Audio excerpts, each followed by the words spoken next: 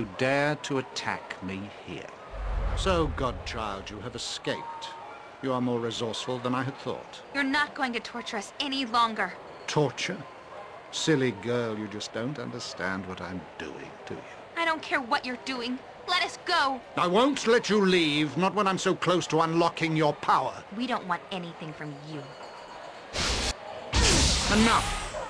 I will no longer listen to the babbling of ignorant children. I'm not going with him. I'm not!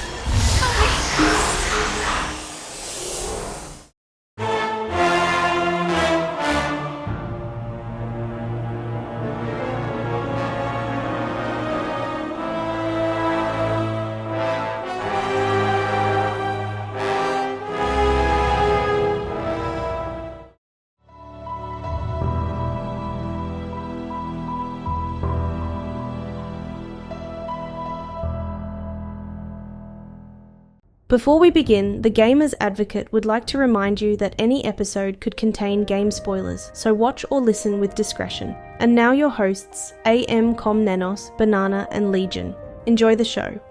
Yeah, I had the worst Charlie horse this morning. Oh my god, it just threw me. And I've been drinking a lot of tea, so that's probably my issue. I don't have what plants crave. You got no electrolytes. But what are electrolytes? They're what plants crave. Looking at my Instagram thing, and I have this science facts thing. The duck-billed platypus got to be the weirdest creature on Earth. A mammal that lays eggs with webbed feet like an otter, a duck bill, a beaver tail, has no stomach, two set of rods for vision, has an electro something ability to find its prey, and it glows in the dark with fluorescence. I'm also pretty sure they're venomous. Yeah, they are venomous. Yeah, that is the first chimera. That's true. Yeah, that's more imaginative than any mythological creature I've ever heard of. Oh, and it has 10 chromosomes. I'm not sure how we got to that from Baldur's Gate, but I like it. People started doing the whole classification of animals. It feels like nature was just like, oh yeah, try this one. All right. Well, welcome to another one of the Gamers Advocates No Com edition. Third annual Com Memorial stream. Yeah, it's recording. I guess we're not comless. Yeah, we're not streaming, but words are hard. That would be neat. We could do one of these live streams, so that way kind of people see us fumbling over ourselves all the time. Yeah, the no edit version. They could see the stupid conversation that happens right before you say welcome in. And then we like talk about this and this and this and this, and all that gets edited out for 5 minutes. And It seems like we were always the 7 hours of recording that led to an 1.5 hour episode. It's like, you guys were always on that subject. How do y'all remain so focused? Good question. Well, today we are going to be going over Baldur's Gate 1 and 2. Somewhat 3, it may come up, but we're going to try to focus on 1 and 2. The reason why I say somewhat 3, and we do start off each episode with a disclaimer that there are always going to be potential spoilers with every episode, and some of them are pretty deep spoilers. Yeah, this one's guaranteed spoilers. Yeah. So if you haven't played Baldur's Gate 3, you might want to finish it, or if you have no intention of playing Baldur's Gate 3, then there's going to be a spoiler here. But 1 and 2 is definitely going to have some spoilers for sure, but I think I get a lot of the community that has watched or listened to our episodes probably is familiar with the games, because a lot of the times I've bantered with other people outside of the podcast. They've played the game so many times, and so they appreciate us going over it. But yeah, Baldur's Gate is one of those game series that like really holds on to its fan base, and I think that's why 3 was even made, is because there was always a demand for more. So I think we have a decent audience of people who are very familiar with the games, and they will tell us what we've gotten wrong in this episode. So we're going to go over Irenicus, and Sarevok. So they're kind of the big bads in Baldur's Gate 1 and 2. And Sarevok in Baldur's Gate 1, Irenicus in Baldur's Gate 2. Now, if you have not played Baldur's Gate 1 and 2, close your ears. Yeah, this if you haven't played 1 and 2 and you want a spoiler-free experience to go back and play those, this is not the episode for you. But very quickly, of course, if you have played them, you know that really the bigger bad, and to a lesser extent, is almost Ball at the end of the day. We kind of find out in Baldur's Gate 2 that someone else is kind of pulling the strings of who becomes the Ball spawn. And so I could argue that even Irenicus, he's kind of a fringe big bad. But in Baldur's Gate 1, with Sarevok, he is kind of the first thing that we meet in the cinematics. Yeah.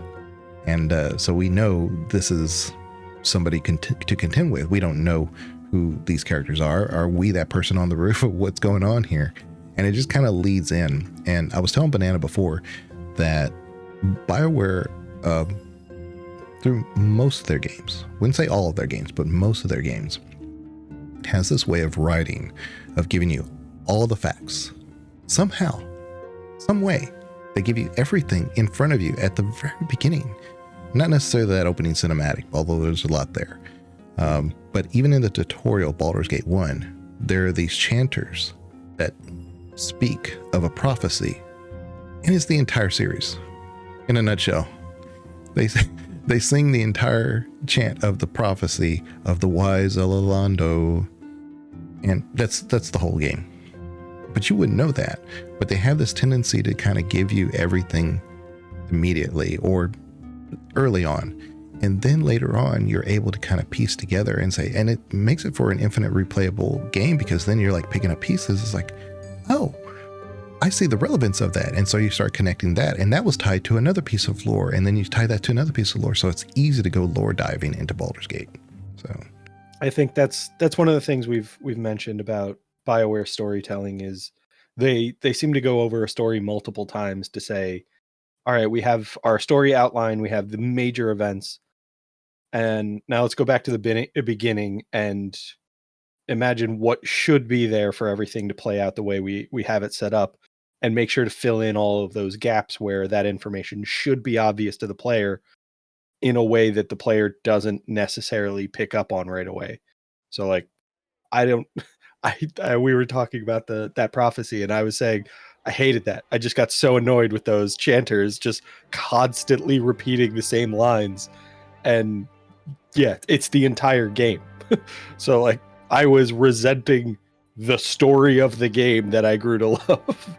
Yeah. And like you said before, so now that when you hear those, you're like, oh, this is great. This is Baldur's Gate. This is nostalgia. I love this. Now you love it. And they had a knack for doing that.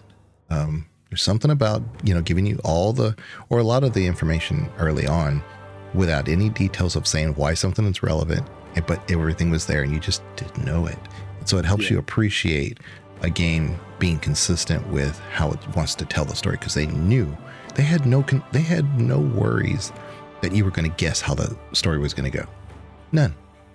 Yeah, that's I think an impressive aspect of storytelling, to give your players all of that information up front and none of the tools to like really put it together, because there are some really insightful people out there who can see, the patterns and recognize everything. But BioWare just does it so well that you might pick up on, minor things. You might predict pieces, but you're never going to put the whole story together until you get the whole story. And then when you go back, you'll be like, oh, how did I miss this? When in reality, you didn't. It just didn't. It wasn't presented to you in a way that you were able to recognize its importance. Yeah. But Sarevok is one of those that we do have a lot of information on early on. Very early. I mean, he's in the opening cinematic when you are told by your adopted parent, who's a powerful mage unto himself, well respected by some people, even like Elminster, you have to leave. You know that you have to leave with him, and you're attacked on the road just in the night, just outside of Candlekeep, apparently, because you go back in the map and it's right outside of Candlekeep. You've made it 15 feet. But Sarevok and his troop attack Gorion, your adopted parent. And Gorion, to set this up, Gorion originally was with a group of harpers, and back in the day, they knew about these children.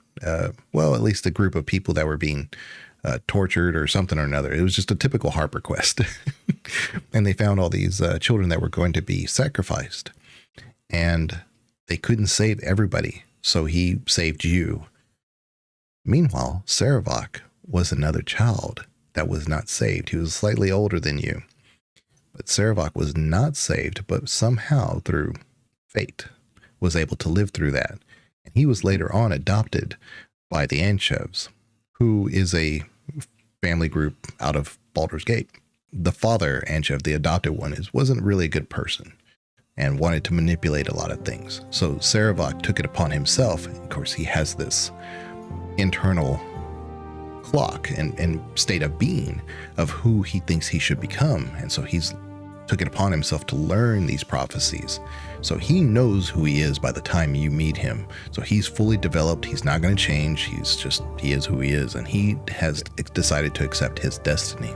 So that's the lore background. So even though he's the big bad, it's really interesting because he's doing his father's will, his adopted father, I should say. And in so doing, he into the bigger picture wants to manipulate the Sword Coast so that he can bring about all this reign of chaos and terror and murder, which is who his ancestry is trying to make him become. Yeah, what he wants his real daddy to tell him to do. Yeah. So yeah, genius though. That's a really great story because he's not just a big bad because he wants to be the most powerful thing in this. No, he just wants to create chaos and terror and murder. And that's a really tough motivation to give reason to, because I think we've probably talked about like how some villains in games are evil for the sake of evil, and it's not compelling, it's not interesting. Sarevok feels like he's kind of evil for the sake of evil, but there's a logic to it, there's a reason, and ultimately it's because of who Sarevok is and his lineage that the chaos and destruction that he's looking to sow in the Sword Coast makes him more powerful. It elevates him to a position of respect for his father, and it makes sense that he's basically just like, I want to destroy everything. Like, that's a weird goal for someone to have, and BioWare found a way to make it make sense. Places you go to like in Nashville and stuff like that those are all being tied together. Like, all you know is you're supposed to go to the Friendly Arm Inn should something happen to Gorion. And you go to the Friendly Arm Inn, you meet Jaheira, you meet Khalid, and they say, hey, look, we know about some situation going to the south. Because again, they're harpers, and Gorion was a big harper himself. So they kind of swore an allegiance to kind of help him, and kind of like your godparents, basically. It's kind of weird to say that because you can romance Jaheira. Yeah. But essentially, I mean, I don't want to say it's like that. That's why I have a hard time romancing Jaheira, but there's a really great romance story there. We're not talking about Jaheira. Yeah. But that's its own story. That's its own thing. If we go follow the natural route of going north to the Friendly Arm Inn, we're going to run into a couple of characters who also want to go to Nashville. They have a reason for you to go there. So you're already building your party. Before you get to the Friendly Arm Inn, you're accosted on the outside because they're sent a missive to make sure that you need to be found and caught. And so there's basically already a bounty for you. Well, that was set up because Sarevok lives through that fight with Gorion. His entire party is completely decimated by Gorion, but Sarevok is powerful enough to overwhelm Gorion.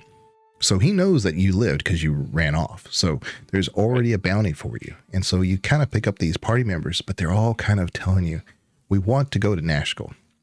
There's something there that we're supposed to handle. And so there's also where you meet Minsk. So there's kind of like your full party right there, just ready-made without having to do a whole lot. So you run into Jahira, you run into the 2 other companions and Khalid, and you can pick up Minsk if you want. There's your 6, totally, and you. Yeah, although it does kind of feel like you need to make some adjustments right away, because you meet Minsk and he's like, we have to go rescue my witch. But he gives you a time period. So if you go straight to Nashkel, you can kind of get that done. But if you sleep more than 3 nights, something like that, then he's like, I gotta go. But yeah, you get that quest from him, and he's like, we have to go do this. And there's a sense of urgency there, and you're like, but I have 6 people. yeah, right. And he's like, yeah, but those 2 suck. Get rid of them. If you take him, go do his quest, and you keep Dynahare, then you can come back to the mines, and if you free Zan, right? I almost said Czar. I was like, that doesn't sound right. Zan, yeah.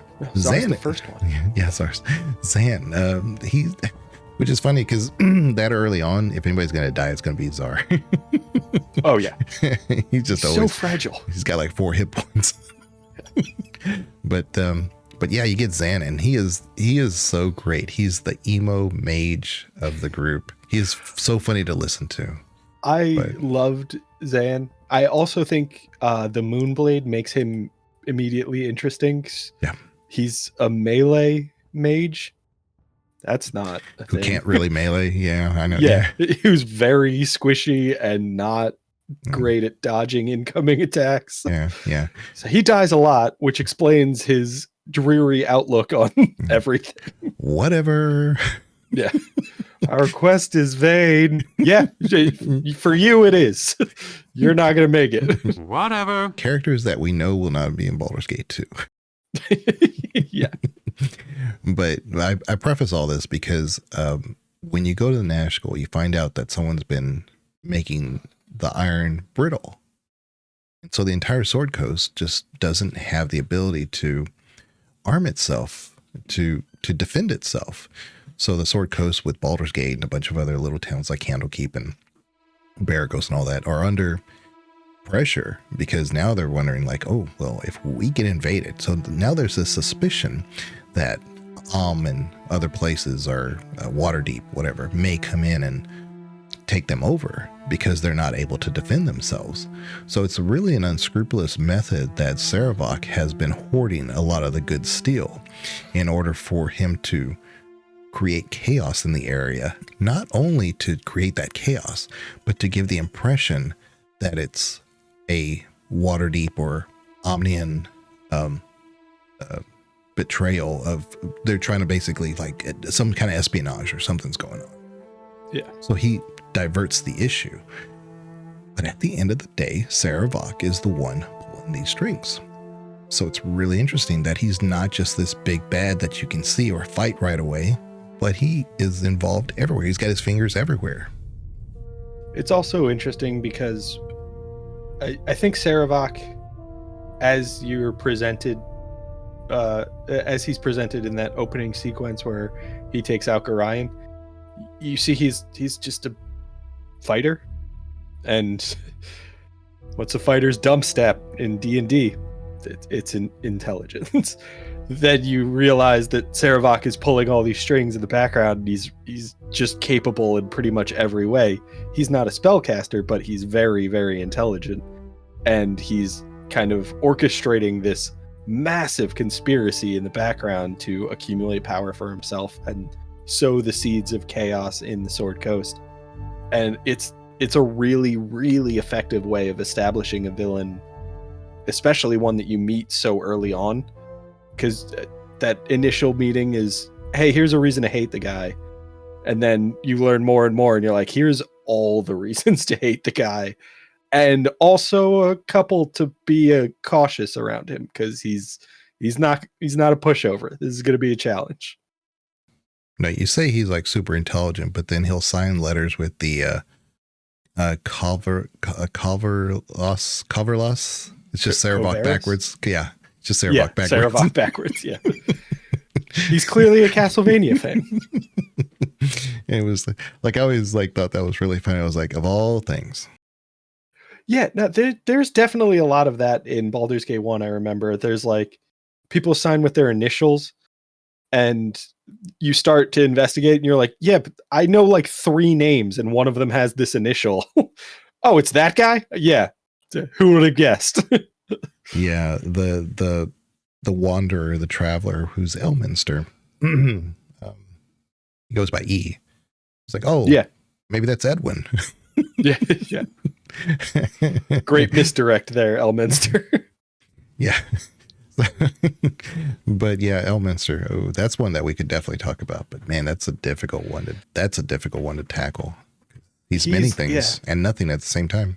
He's I think a character that you have to invest time and effort in to figure out.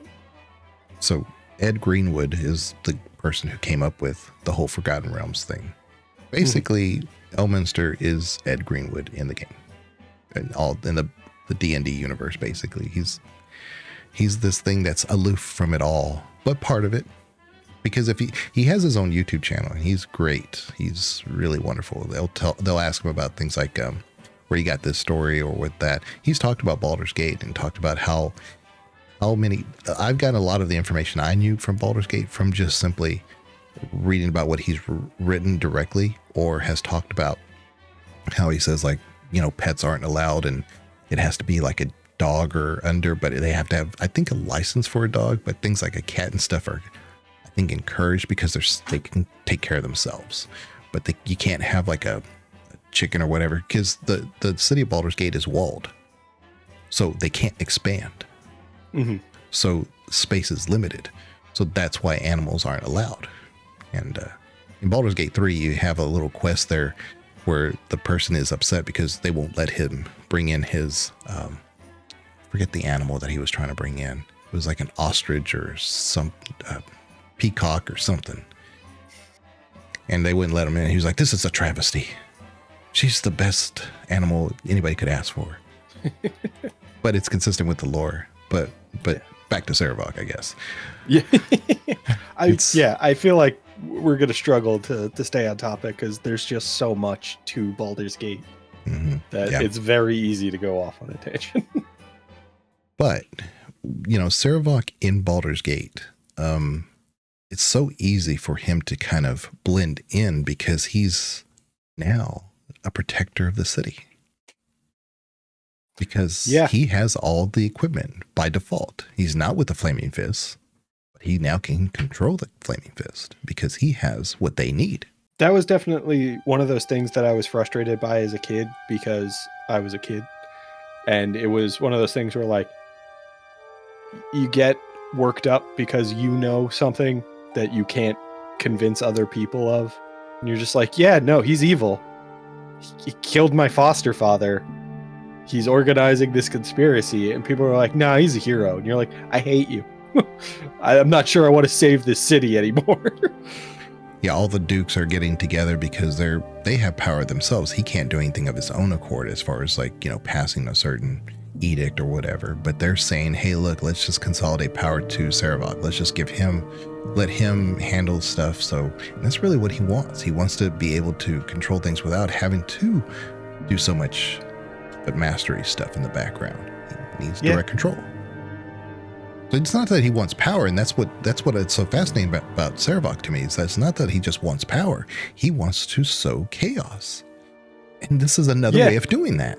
So yeah, I feel like a lot of Sarevok's character throughout the game is shown as this calculating villain who doesn't really want to overwhelm with power. He's not somebody who's looking for that conflict. He almost orchestrates everything in order to get as little resistance as possible when he decides to just pull the trigger and destroy everything. And that's an interesting one, because the personality you get from him is the idea that, like, he is so powerful that he doesn't really fear any opposition, but at the same time he's going through all this effort to make sure there is no opposition. Mm-hmm. Yeah, he ensures that he's juxtaposing the situation just so he can further manipulate, like you said, the situation. Because even if he fails, he has a way of being able for that issue to continue. The Sword Coast still won't have the iron that it needs, so you have to go into the forest wooded area and stop that production of that issue. So yeah, and so a lot of things get tied back to stopping Sarevok, but not in the traditional method. Not normally it's like, oh, let's go stop his henchman. We got to go get his base over here. So he fled to Baldur's Gate. He was always in Baldur's Gate. He never left. Yeah. But yeah, all the little henchmen and stuff that are in the Nashkel mines and then the Cloakwood and things like that, those are all his father's, not Ball, but his father's men and groups that have done all that. So Sarevok directly is not at fault or at blame. You couldn't say that that's Sarevok's hand, but even though it is, because he's not head of the household, his father is. So yeah, he is.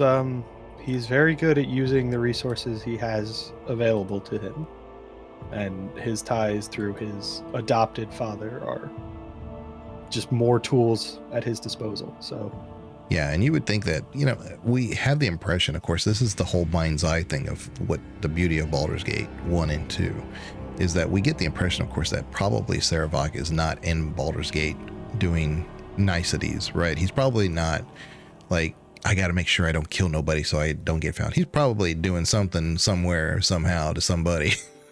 Yeah. But, it's his nature. And so he's not hiding from that. But the one thing that's consistent about him, and when you get to Baldur's Gate, is his craftiness. There's a lot of little details with him that are make him a really good fleshed out character, because he even has like a girlfriend. And he leaves her behind when he has two. Yeah, he's got two. But the one that he leaves behind in the maze that you're kind of going through to follow his tracks and stuff, and he's just like, oh, he killed me, or he stabbed me, or you find like basically like he leaves a companion or some kind of like servant or something there. I forget what it was, but he also has like his girlfriend that he leaves behind. So he's consistent in that he's very selfish. Oh yeah. Mm-hmm. Yeah, that's I don't think that's a surprise to anybody. Oh, right. But it is a surprise in that if you don't have the capability to make people want to help you, then you're always alone. But he's never really fully alone until the very end.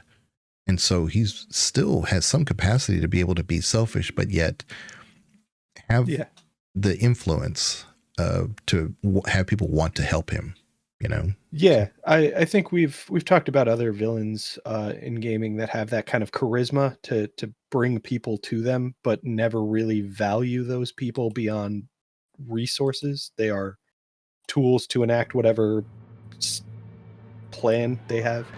The word I was looking for, sinister plan. That was it. I almost said cynical, and I was like, that's not the word. Just move on.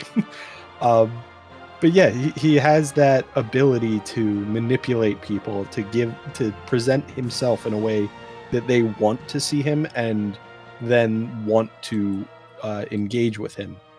And then it's revealed, usually too late for those people, that he never really cared about them to begin with. Right.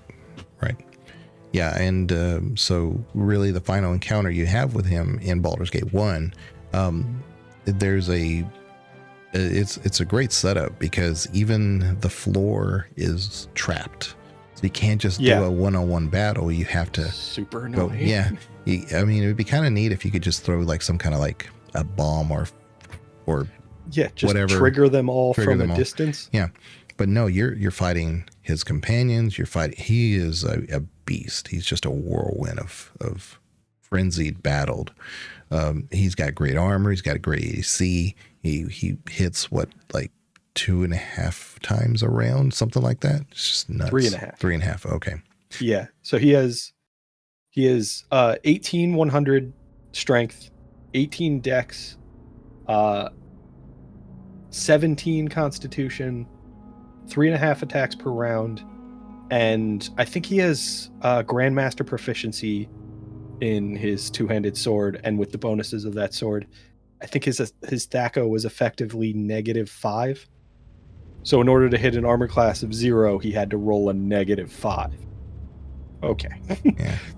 Yeah. So if you had magic missiles all day, that's fine. But yeah, I also think he has just base resistances to certain types of damage, like 10% resistance to physical. Yeah. And then I think there was some 100% resistance to elemental magic damage. Right. So he makes sense as a final boss for sure. Yeah, no, he's a problem. Yeah, he's a problem, and he's not the only one in that room. That's what I'm saying. Oh, yeah. It's an encounter for sure that's memorable, but he is basically your lineage, your true lineage. So it makes sense that you fighting yourself would be a little overpowered. So by that point. So now you have your own companions too. That's why you have to pick them very carefully by the time you get to that point. So you have a party of up to 6, and it's definitely easier when you have 6 good ones.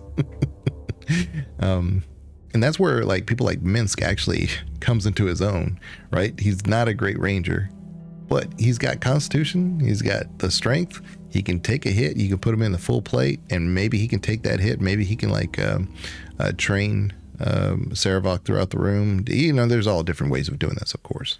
Oh, but, yeah, that I think the term I learned was kiting. Kiting, is a big part of that fight for me. To just kind of constantly move the person that Sarevok is targeting just out of his range. Yeah. So even though he has 3.5 attacks per round, he's spending most of the round chasing somebody rather than actually swinging at them. But yeah, that fight requires a lot of strategy. There's no way to brute force it. You do need to handle his entourage first, and then you have to clear the room, because if you're going to kite him, you have to, make sure that you don't set off any traps while you're doing it. So yeah, it's that whole real time with pause. It's a lot of micromanaging. I guess that's the right word, but like making sure that you have somebody focused on disarming those traps, making sure they're not the one that's being targeted by Sarevok, so they can move to the traps and disarm them. And then the mages he has with him have so many crowd control abilities that it's like they need to be your top priority before you can even enact whatever strategy you have in mind. Yeah, take some combustible flasks, whatever you got to do, because it takes them out pretty quick. But this is not a strategy edition of our podcast. But it's just one of those things, because we had to invest so much in the fight that like it's lingered with us. In order to beat Sarevok, you had to care a lot. Yeah. And that's also, again, why I say mints too, because arrows are actually OP in Baldur's Gate 1 and 2. They are in real life. They are in D&D back then. So one arrow could take you out. And they were probably the best like weapon resource as far as availability in the game. Mm-hmm, so early on, you find basic arrows all over the place, so you don't have to spend any money on them. And then as you progress and go into more and more difficult dungeons and encounters, you'll find enchanted arrows that do additional damage or potentially inflict some kind of debuff. They're everywhere. And if you're, making sure you're using the basic arrows for the trash mobs that you don't really care about, and then holding on to those valuable arrows for challenging foes, arrows are the best. There's no question. You do the arrows of detonation. So if you are a thief yourself and good with bows, or if you are Minsk and you have 18 dex, because if you get the gloves of dexterity, you can hit a few of those guys right back to back to back, and it's just boom, boom, boom, and then you knock them out. But my point here is that that's when you're kiting Sarevok, it's almost like the easier way to do it is just let everybody pick them off with arrows, because arrows are just unbelievably, you would think of all things, it's kind of like that meme with the full plate armor and you're ready to go into battle and the guy who has an arrow sticking out of his visor. Exactly. And there are definitely, I think there's another, is Kevon a ranger? I think he's a ranger. Kevon, yeah, he's good. Yeah, he's potentially your best archer. So if you swap him in for Minsk, you won't have that high constitution, but you'll have somebody who hits really hard. I think he might be the only one by default who can use the composite bow, the enchanted one that does the most damage. Yeah, he's a mood for sure. He's always sullen and what are we doing here? He comes in conflict with my favorite BG1 companion, who's not Viconia, so I don't bring him. Of course, we're talking about Sarevok and Irenicus, but it's so easy to get distracted. So easy. And especially with companions, because there are so many of them in BG1. Because I'm dying to talk about Faldorn. Like, I'm dying to talk about Faldorn. I've mentioned it to you in like DMs and stuff. Like, she's in Baldur's Gate 1, the best druid in the game. Easily.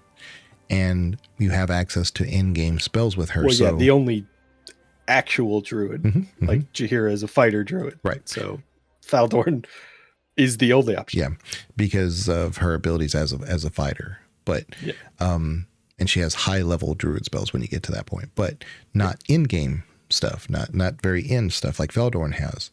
And then you go to like places like where the werewolves are at, and some of the things that you meet there. Having Faldorn makes it so much better, so much easier. But she's also in Baldur's Gate 2. And there are some characters from Baldur's Gate 1, 2, and 3, like Viconia, like Jaheira, like Minsk, and Faldorn. So she's so interesting to me. And not really directly, she's referenced directly, though, early on. She's spoken about in very early in Act 1. And if we were talking about this a bit, if you only play Baldur's Gate 3, you might get kind of the wrong idea about Faldorn and her motivations and what the Shadow Druids are about. When you meet Faldorn in BG1, she's abrasive, she's very aggressive, but she's not evil. She's not trying to do anything problematic. She's genuinely trying to, purge corruption from her forest. And it might not be your priorities, but it's understandable. And then as you progress into Baldur's Gate 2, you see that ambition to purge corruption has kind of gotten corrupted itself, and she's gone a little too far with it. So that by the time you get to Baldur's Gate 3 and you figure out what the Shadow Druids are trying to accomplish, you're like, oh, they're the worst. I don't like them. Yeah. And directly related to like the stuff with Sarevok is that she's in a forest that has been seeing a lot more activity than she would like to see. Yeah. And so she's trying to make sure that the forest goes back to its homeostasis and go back to what it used to. Nature is healing type situation.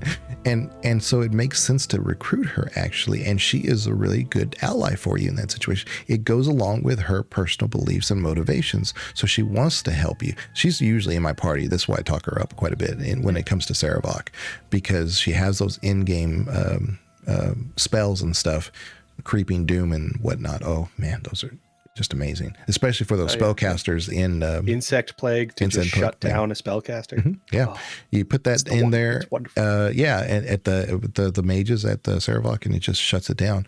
But when you have her, it makes sense because she's trying to get all these bandits and stuff that have been harboring the Cloakwood and stuff, just because that's their source of refuge at the moment because they don't want to be found. So it just makes so much sense to put her there and want to. So it's not like they just threw in a character for the purposes of defeating Sarevok.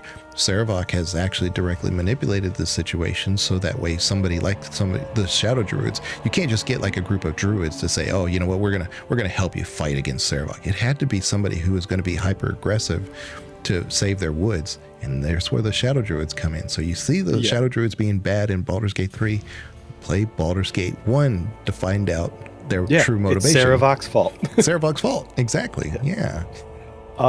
That's one of those things we've talked about with BioWare before, where they give a character their own story, their own motivations, and then it lines up with yours, maybe even only for a brief period, but like it makes sense why you would find something in common with Valdorn, why she would be interested in joining your party to deal with Sarevok, because Sarevok has directly impacted her, whether she can follow the thread that leads back to him or not.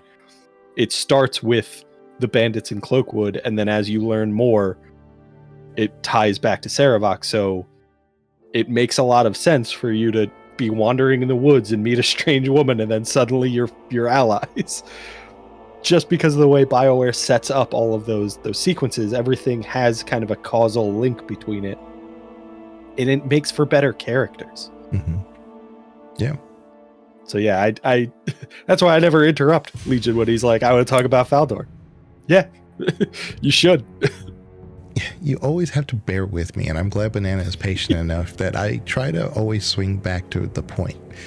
But it takes me a while sometimes, especially since I've gotten older. I don't remember all the connecting details. It's tough to remember the point I was trying to make. Yeah, I remember there was something here. Sarevok, I don't know. Oh yeah, his magic missiles.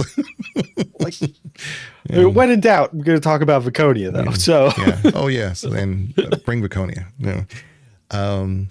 Then when you have Sarevok at the very end and when he dies, it's so dramatic, of course, and oh yeah. He kind of like falls apart but that's the great reveal. He is just this uber powerful character, and he's just on this mantle. Did you ever see Clash of the Titans? Yes. The show from the 60s, late 60s. I saw the remake. I don't know if I've ever seen the original. Well, in the original one, you had the gods, Zeus and all them. They had these little characters. Like, here's my Minsk. I have a little Minsk here. He's holding my ring. I have a little Minsk here. But they had these little characters, and they would place them on a map. And then suddenly Perseus is in a strange city where he was just laying on the beach before or something. And that's how the gods were manipulating and I loved it. I thought it was a great way of inventing, like, we're not going to have Perseus have this whole origin story and blah, blah, blah. And no, the gods directly put you there. Now you got to deal with it. And so they're pulling the strings, but in a really interesting way. And that's actually a figure is very similar to what you see at the end of Baldur's Gate 1. And then you see this big old room. It's just layers and layers and layers. It's arcs and arcs and arcs of similar characters that have all there. And Sarevok turns to dust. But there's all these thousands of others. Like, what is this? And he tells you that you are a ball spawn, that our father is Ball.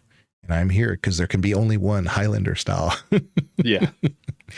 And he's wreaking destruction and sowing the chaos so that way murder can be the dominant force in the region, and thereby summoning more of the essence and the spirit of Ball into him, and then cornering that essence for himself.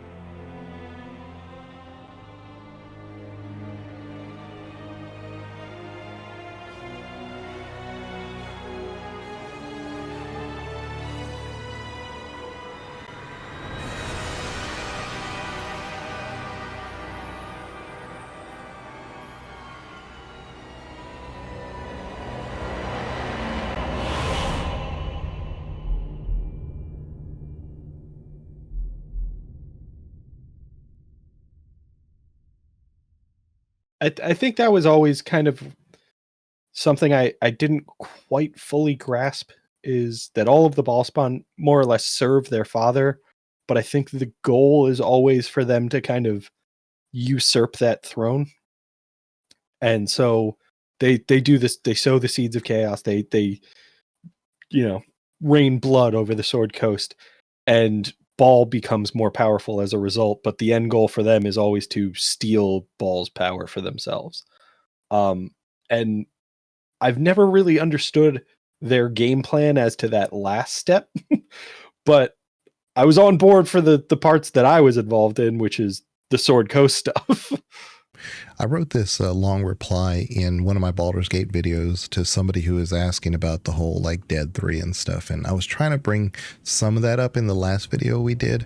I didn't do it very well, but the lore, of course, in Baldur's Gate and the Forgotten Realms is that Ao, the Overlord, turned all the gods mortal, except for one, him and another one. But he turned them all mortal, and that included, but that included Ball. And so some of that stuff they kind of knew about, they saw it coming.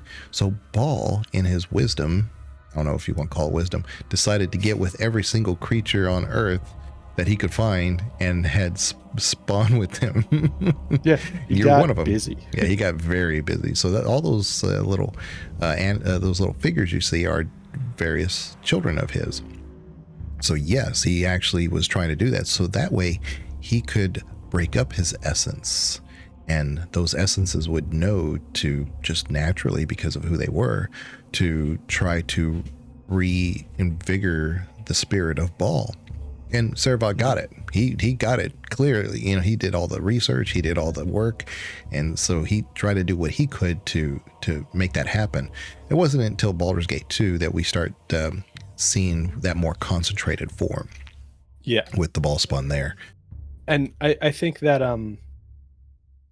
it's not as well established in Baldur's Gate 1. They get into it in Baldur's Gate 2, and then in Baldur's Gate 3, this will be a big spoiler for Baldur's Gate 3, but the Darkspawn, or the Dark Urge playthrough, you play as a Ballspawn, and that is the reason you feel this compulsion to violence.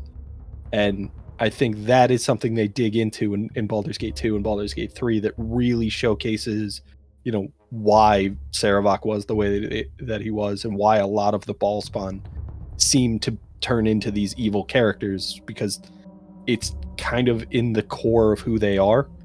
And anybody who's tried to do like a Bright Urge playthrough where they resist that knows how difficult it is to resist those, because you fail ability checks all the time, and then somebody dies and you're like, God damn it. So I think it's not as clear in the first one, especially because you're a Ballspawn, and at no point does the game tell you like, oh, you want to murder. Like, that's your whole deal. Meanwhile, you are murdering everybody along your way to the Sword Coast, but they're bad guys, so that makes it okay. Yeah. They shouldn't have been standing there. Yeah. So you have that setup, and you don't know any of this stuff, of course. And so when he turned them all mortal, that's why we have gods like Joaquin. I mentioned this before in the other video we did. She's an absent god, not because she wants to be absent. Is good. She was turned mortal, and she actually, through some of her own cunning way, and you can watch my video and find out more, but through her own cunning way, actually got herself lost. She's actually in the hells, captured. And so anyway, with the gods trying to find their own ways of coming back, that was Ball's way of doing that. So you had the Dead 3, and the other two basically had their methods, but I guess they work because we see their relevancy in Baldur's Gate 3. The one we don't have, like I said before, is Jurgle. But I do think we have Jurgle. I do think he's around. Kelemvor, of course, is the god of over all the dead and stuff, but that's a different story. But there is and I forgot to make this point, but there is a Greek story where what the god did is that he turned himself into like 1,000 worms or something like that, spread himself throughout the whole earth. And in that way they thought he was gone. And then it wasn't until he came back together at a later date that he was able to kind of manipulate the situation, because he let everything kind of cool down. Yeah. Almost like what Ball did. And that's kind of what I'm saying. So Sarevok got it. To a certain extent, the way Jurgle did as well. Just stepping into the shadows and disappearing for a long time. And even that first a religion check you get in Baldur's Gate 3, if you fail, it's like, I have no idea who this statue is supposed to depict. Yeah, that's the point. It's supposed to depict Jurgle, and you don't know that because nobody knows that. Yeah. Usually Gale does. He's the best one at getting that religion check. But he'll tell you, look like a statue of Jurgle, but you still can't read the writing. It's too old. Yeah. I do kind of feel like for everybody that fails that check, even if Gale succeeds, you should be like, oh, it's a statue of Jurgle. And they should all go, who? Yeah. Yeah. Like it should just be written like Jurgle was here. Yeah. I like that. Just like graffiti on the wall. Mm-hmm. And it's funny when you talk to Withers, everything he says, actually, he's saying exactly. That is a good example of BioWare writing. That's not a BioWare game, but Withers tells you who he is and what his. Oh yeah. We don't really know who Withers is, and let me be clear about that. Like the ultimate form of Withers, we don't know. Kind of. I have my own theory, but at the very beginning, he kind of tells you, "I am that is my nature of who I am." Yeah, what I am. He's very evasive when you try to ask him those direct questions, but he gives you enough information that you can kind of tie him to what we think his ultimate form is. And it's that I think you can ask him like, why is it so easy for you to return my fallen allies to this realm to bring them back? And he's just, that's who I am. It's what I do. Like that didn't answer my question at all, but also kind of did. Yeah, it does. Because that's just who he is. Yeah. If you know a little more about it, and that's why I said, that's where the deep diving into lore really is fun. Because they're consistent with it. When they're inconsistent with it, trust me, we everything falls apart. We get onto them. But no, that same book, I won't harp on Baldur's Gate 3 because we're talking about Sarevok. It does actually reference a very similar scene to his dying scene with the image, his statue turning to dust. Because there's a pantheon, there's a book of the pantheons, and it's about each god disappearing and or returning. And so there's a whole ledger here of different gods and what has happened to them. Some of them have disappeared forever, and that's where somebody's keeping track of this stuff. But why? What purposes? Why does this book need to be here, and why is it in the hands of the Jurgle sect? Mm-hmm. It all makes so much sense at the end. So I think even when because we've talked about the Dead 3 and the story of Baldur's Gate 3 and Wither's connection to all of that. And it's interesting because that story is given to you in Baldur's Gate 1.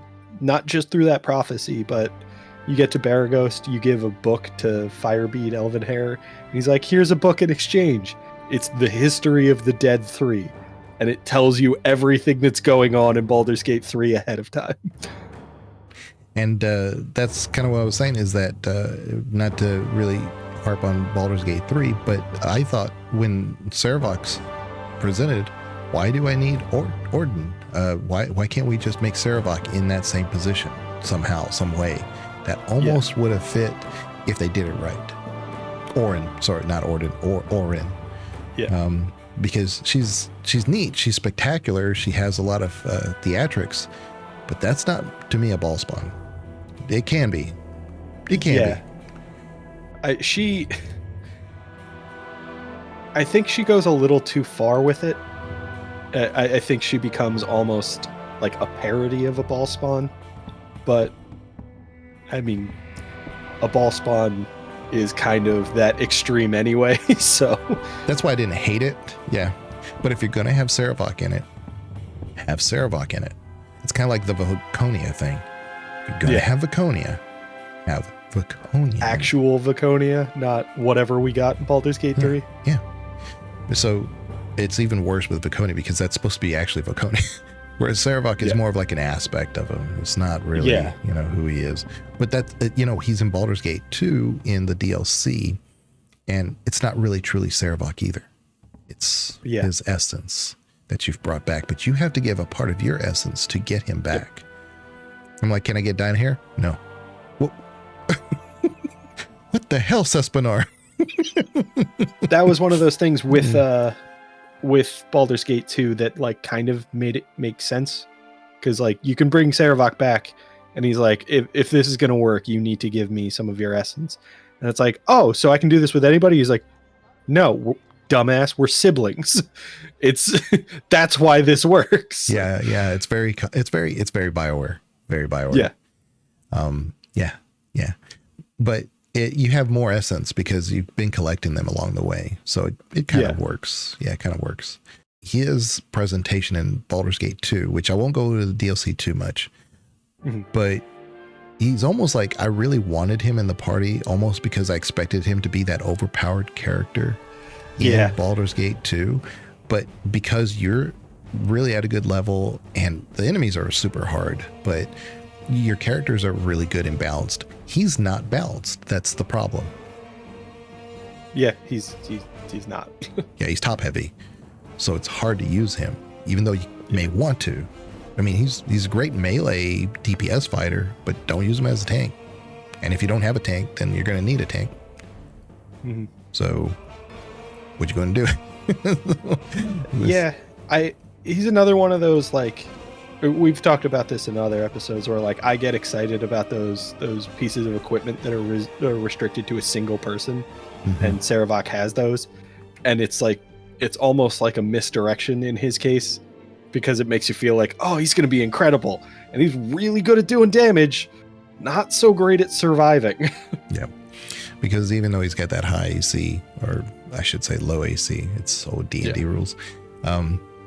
He second edition. You got to bear with me. I got to remember all my terms. I don't want to confuse nobody. But I mean, it's second edition, so everybody's confused already. You're fine. Yeah. So even though he's hard to hit, the enemies you face in that DLC, they don't care. They're going to hit you. So they're tough. The fire giants and everybody, you know. But yeah, his presentation in the DLC is just not superb, and I think it's consistent with his lore. I just kind of wanted more from him in that game, in that part of the game. He's kind of nerfed in that way that you expected him to be, because he went from final boss to ally. Like you're not going to get the final boss in that same effective role. It would be overpowered to no limits, and that makes sense, but he feels underwhelming in the DLC because of that, and like I don't think they did a good enough job of explaining it. Like I think if they had kind of highlighted more of that, like, I lost all of the essence I had collected from my exploits on this the Sword Coast because you killed me, you dick. And then that explained it, and maybe they like reduced his stats a bit, gave him a mechanic where as you progressed and used him, he could grow some of those stats back. That would have been more interesting.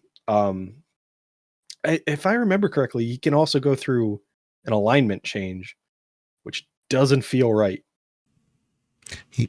I don't remember his original alignment. That's what I think he's lawful evil. No. Thought he was chaotic evil. Maybe you might be right. The definition of lawful and chaotic have changed over the years. Yes. But I think at the time, lawful was somebody who would use the law to manipulate the scenario and get it to play out in their own way, as far as lawful evil goes, which is very much Sarevok. But I don't think that's how most people see lawful and chaotic anymore. So maybe he was at that time where people were right being flexible with those terms. Yeah, evil in D&D just really at any time can just really be called being selfish, because you're really doing anything for your own. Yeah, follow the rules and still try to do what's best for everybody. And renegade is chaotic good, which is it's okay to break the rules if you're trying to help people, and then gets a little muddied as you get into the other alignments. Kagan. Kagan is the lawful evil dwarf fighter. Yeah. He's the one trying to get revenge on his former crew for stealing the book that he had found and selling it out from under him. But he's also a merchant. And he's like, hey, there's a caravan that got waylaid and I got to find the ring. I was thinking of Corgan. We're talking about, Kagan. Yeah, he runs a shop in Baragost and is also a jerk. Yeah. But he's lawful evil. And that's really interesting because that's very on par. If you're having difficulty with the classes and the morality system in D&D, you're not alone. Right? You're not alone. Because when you think lawful evil, you're thinking like, oh, just pure evil, like they're going to do evil just for the sake of evil. Not really. Like I said, Kagan is a lawful evil dwarf. Law-abiding selfish. Law-abiding selfish, exactly. He's about what he needs to get accomplished, and he'll help you do what you got to do, but he's going to get done what he needs to do. Yeah. And that's why a lot of times I like having him in the party up to a point. Because you start off fairly neutral yourself in the popularity of the Sword Coast, but if you get too popular, like too much on the good side, he'll leave Which you will by just playing through the story. Yeah, it's very easy to fall into the good side, but by the time you get to Cloakwood, you may not be at that level for him. And there's another dwarf there that's a cleric, not as good as him as far as like the party mechanics go, but he is neutral good or chaotic good. I can't remember what he is. But he likes your good party now. Neutral good. Neutral good. Yeah. Okay. But you can leave Kagan there. he will leave of his own accord anyway. He's like, yeah, you good at 2 shoots. Get in, Oh wait, Yeslik is lawful good. Yeah, there you go. Yeah. But yeah, that was one of those ones where I always hated the way that was presented to you, because you go in blind. And if you go in with a party of 6, you have to abandon somebody to bring Yeslik. And if you don't bring him into your party, I think he dies in the mine. Yeah, you have to break him out. And then he just hangs out there. But if you don't recruit him, he doesn't leave. He just stays there, and then you flood the mine. In like my mind's eye, the story is that he got out. Yeah, I just would have liked some confirmation on that. Like, I don't want to recruit you, but I don't want to murder you. Like, we need some middle ground there. Meet me at the Friendly Arm. How about that? You just meet me, but he's not there. That was that was a mechanic of Baldur's Gate 1 that I felt like needed more polish. The to tell somebody to go wait for you in like a location where you could recruit them again, because some of these companions, you leave them. Or you say like, now's not a great time to recruit them, and they're gone forever. And then others, it's like, oh, I need you to leave the party for a bit. Wait right here in this wilderness that I have no reason to ever come back to. Which works in some cases, because like if you have one that gets turned into stone by a basilisk, you're going to have to do something about that. Otherwise, they're not changing that situation.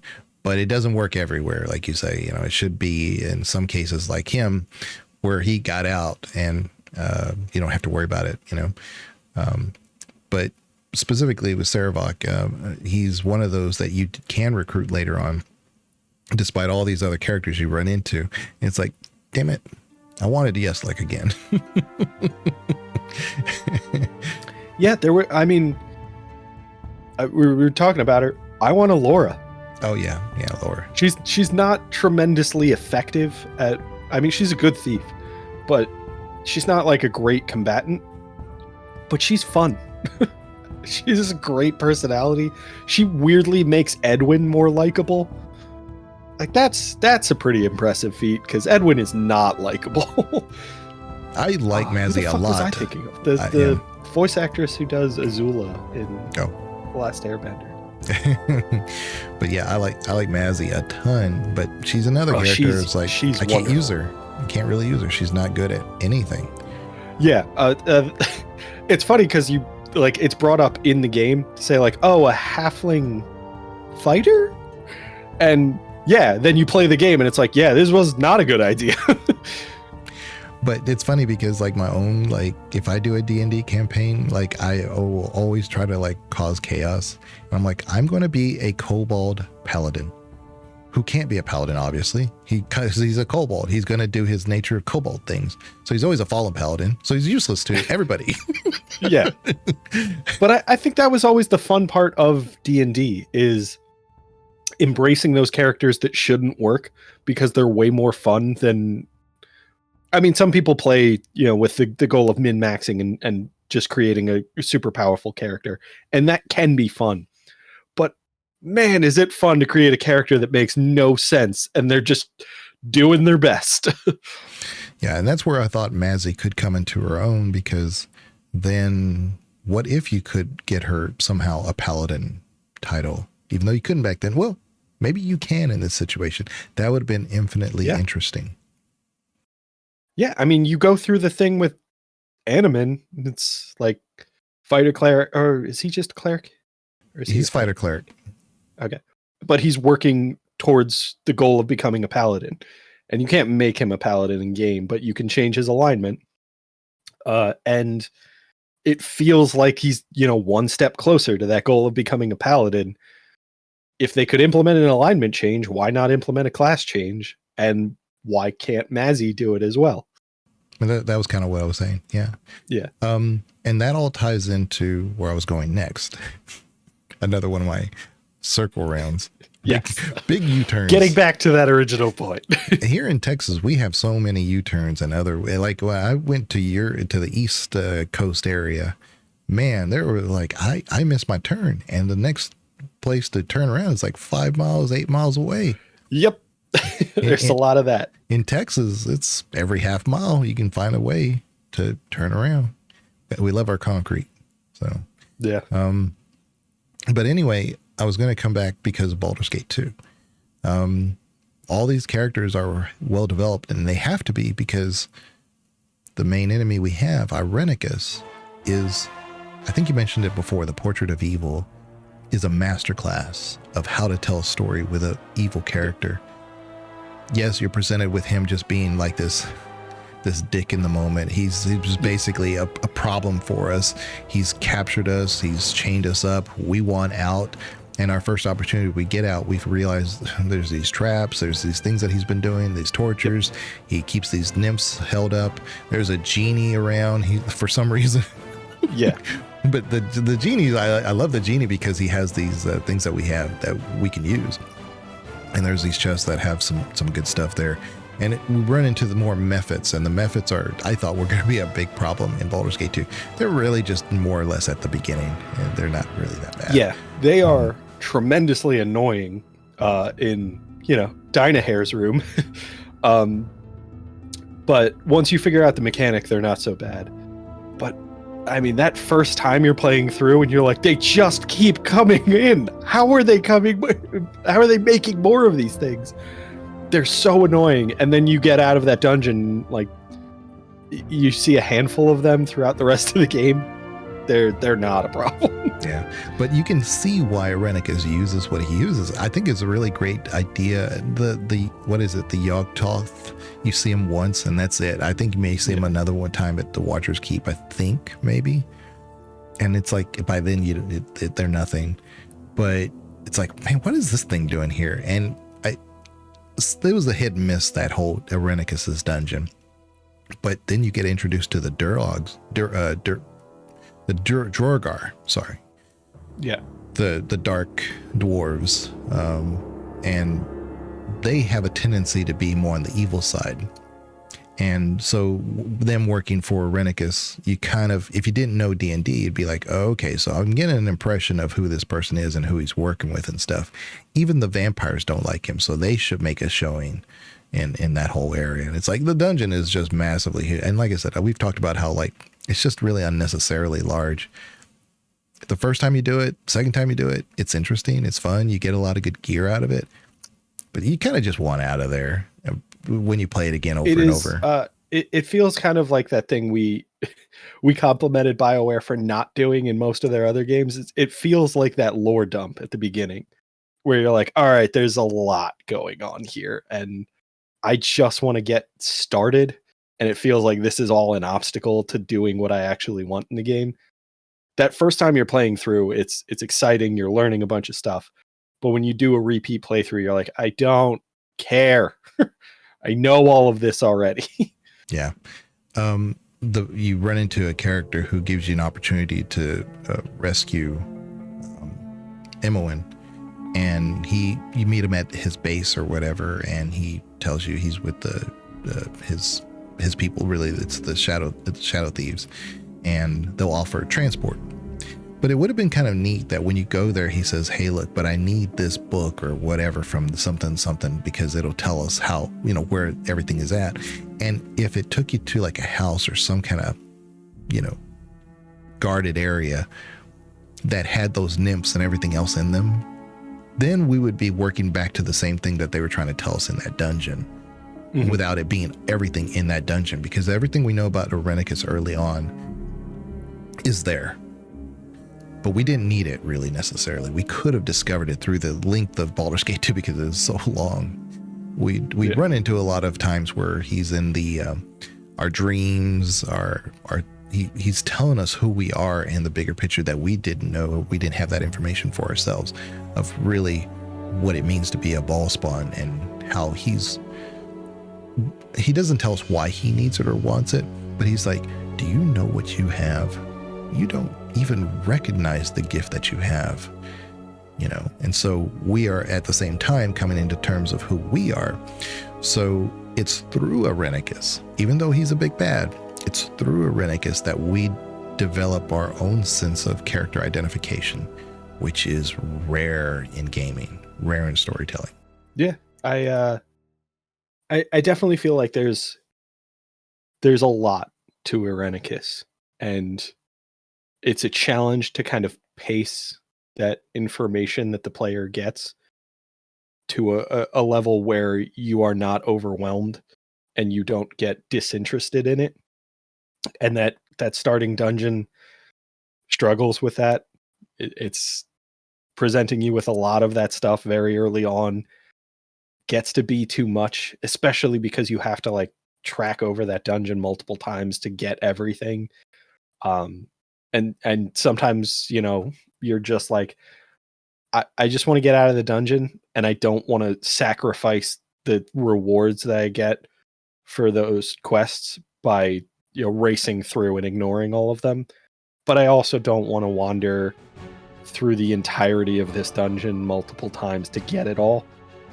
But then you get past that, you start exploring Athkatla, and you get to those moments where you're investing more effort to learn more about Irenicus, and it doesn't feel like a chore anymore. You're like, all right, I'm curious, I want to know more. And they give it to you in, bite-sized pieces, so you're always still curious. That opening dungeon just, they dumped too much on you too soon. But I still love the game. Oh, yeah. But even running into Yoshimo when you do makes sense, because he's an agent of Irenicus. But unlike the other agents of Irenicus that are there just to fight you, some of them help you, like the golems and stuff. If you basically have a rod that tells them, hey, I'm your buddy, I'm your master now. But for the most part, like the methods, it's a stuff. control stone. This is Dragon Age. Shale, go over there and get me my stuff, Shale. What do you think I am? I'm going to throw a bird at you, Shale. Yeah. Anyway, you have Yoshimo, and when you run into him, it almost becomes a little bit easier to move through the dungeon, because of course you have your party, but it's not full.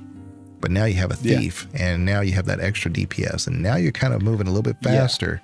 But he is an agent of Irenicus, but unlike the other agents, as I mentioned before, that are there to, attack you on sight or make life difficult for you, he is subverting your crew. So he's the only real thief that you run into in that situation for, I think, the entire game. I don't think there's another one in Baldur's Gate 2 that's a true thief, pure thief. And so, not in the base game. Right now in the base game. Yeah, with the enhanced edition, you get Hexat, and Right. yeah, she doesn't count. She's a single class thief, but she's got other issues. Yeah, Get in the way of her. She thieving. becomes her full form later on. Yes, I get that. Yeah. She's actually what you could use to like steal a lot of scrolls.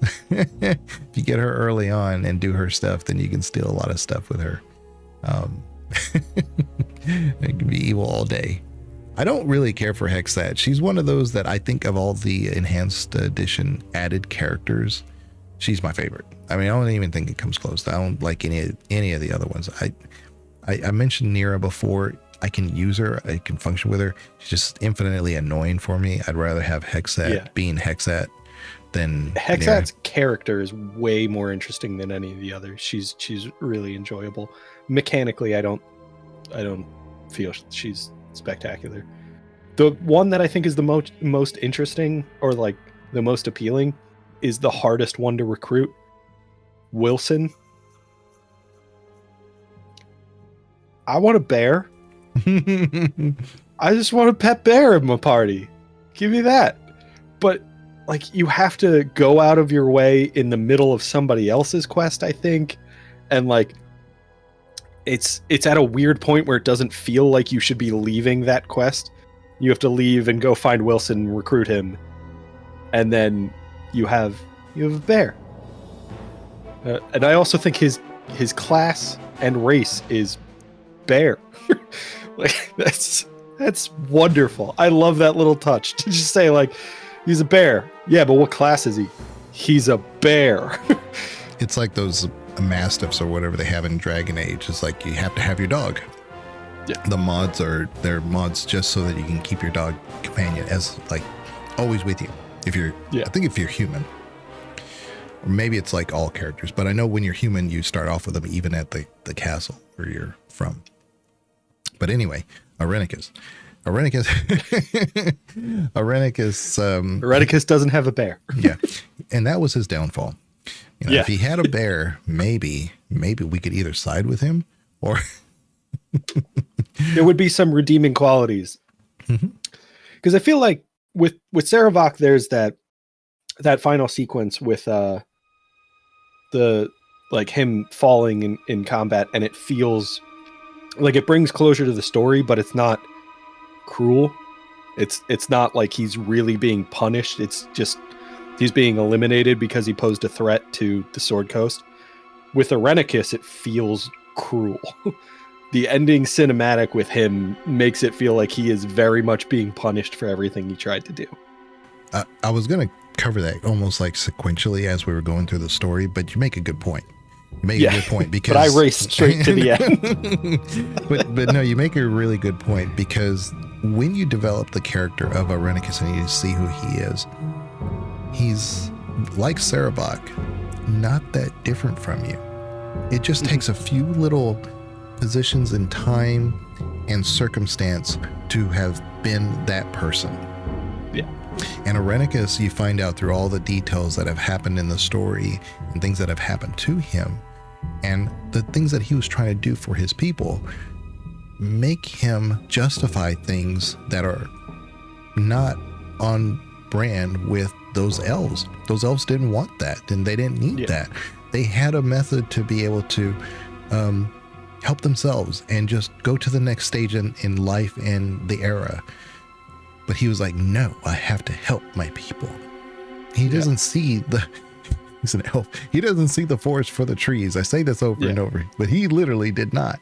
And he is that mad scientist stereotype of chasing progress to the point of absurdity and sacrificing any concept of morality in that pursuit. And obviously it's not, science in his case, but I mean, in a world where there are rules for how magic works, it's kind of a new kind of science. Yeah. I've always been, I always reference the Sith because I love the Sith in Star Wars, because they're not only just pragmatic. Of course you do. Yeah. Well, they're pragmatic in a lot of things. They're very inventive because they didn't have access to in the old lore, the legends, they didn't have access to saber crystals. So they made their own. That's why they're all red. They're synthetic. and they kind of take things and they say, what can we do to make this work? And so they get creative. They push the boundaries of that, whereas the Jedi are usually very stale and stagnated. So I get the Irenicus character. He's almost like an Anakin Skywalker version of the elves for them, because he's this fallen character who is infinitely powerful. He's truly a great mage of people who have great mages. And he's trying to use that to leverage what he has been blessed with to help his people. So you can see the downfall. It's like he's not trying to be evil, but he believes it so much that nothing else stands in the way, and that becomes evil. Yeah. And we've talked about this with just villains in general, that idea of a villain whose goal isn't inherently immoral or inherently just abhorrent. There's some element of a positive in there. It's just buried under so much negative that most of us just immediately recognize, like, yeah, no, I'm not doing that. Whereas you can see through the information that you get about Irenicus why he was willing to ignore a lot of the negative stuff, why he was saying, like, the ends justify the means, I just need to keep pushing.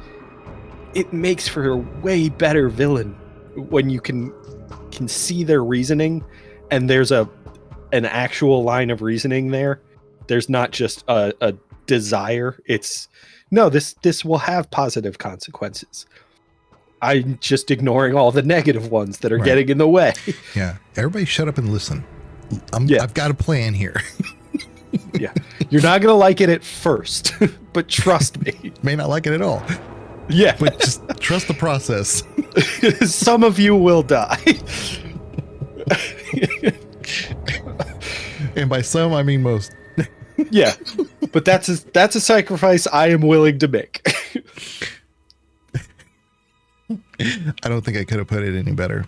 I was thinking, like, in terms of like the final scene, like you had mentioned. So the final scene with like Sarevok, of course you have him turning to dust. The final scene that you have with Irenicus is more or less him in the hells, and he's no longer has his power that he tries to do, and he's inept, and he got kind, you could say he got what was coming to him, but he kind of did, and I don't mean that in a bad way, because he was warned over and over and over. Elisime, who is what he's kind of in his mind doing all this for, there's an artist in Baldur's Gate 1 who is captivated by seeing her once.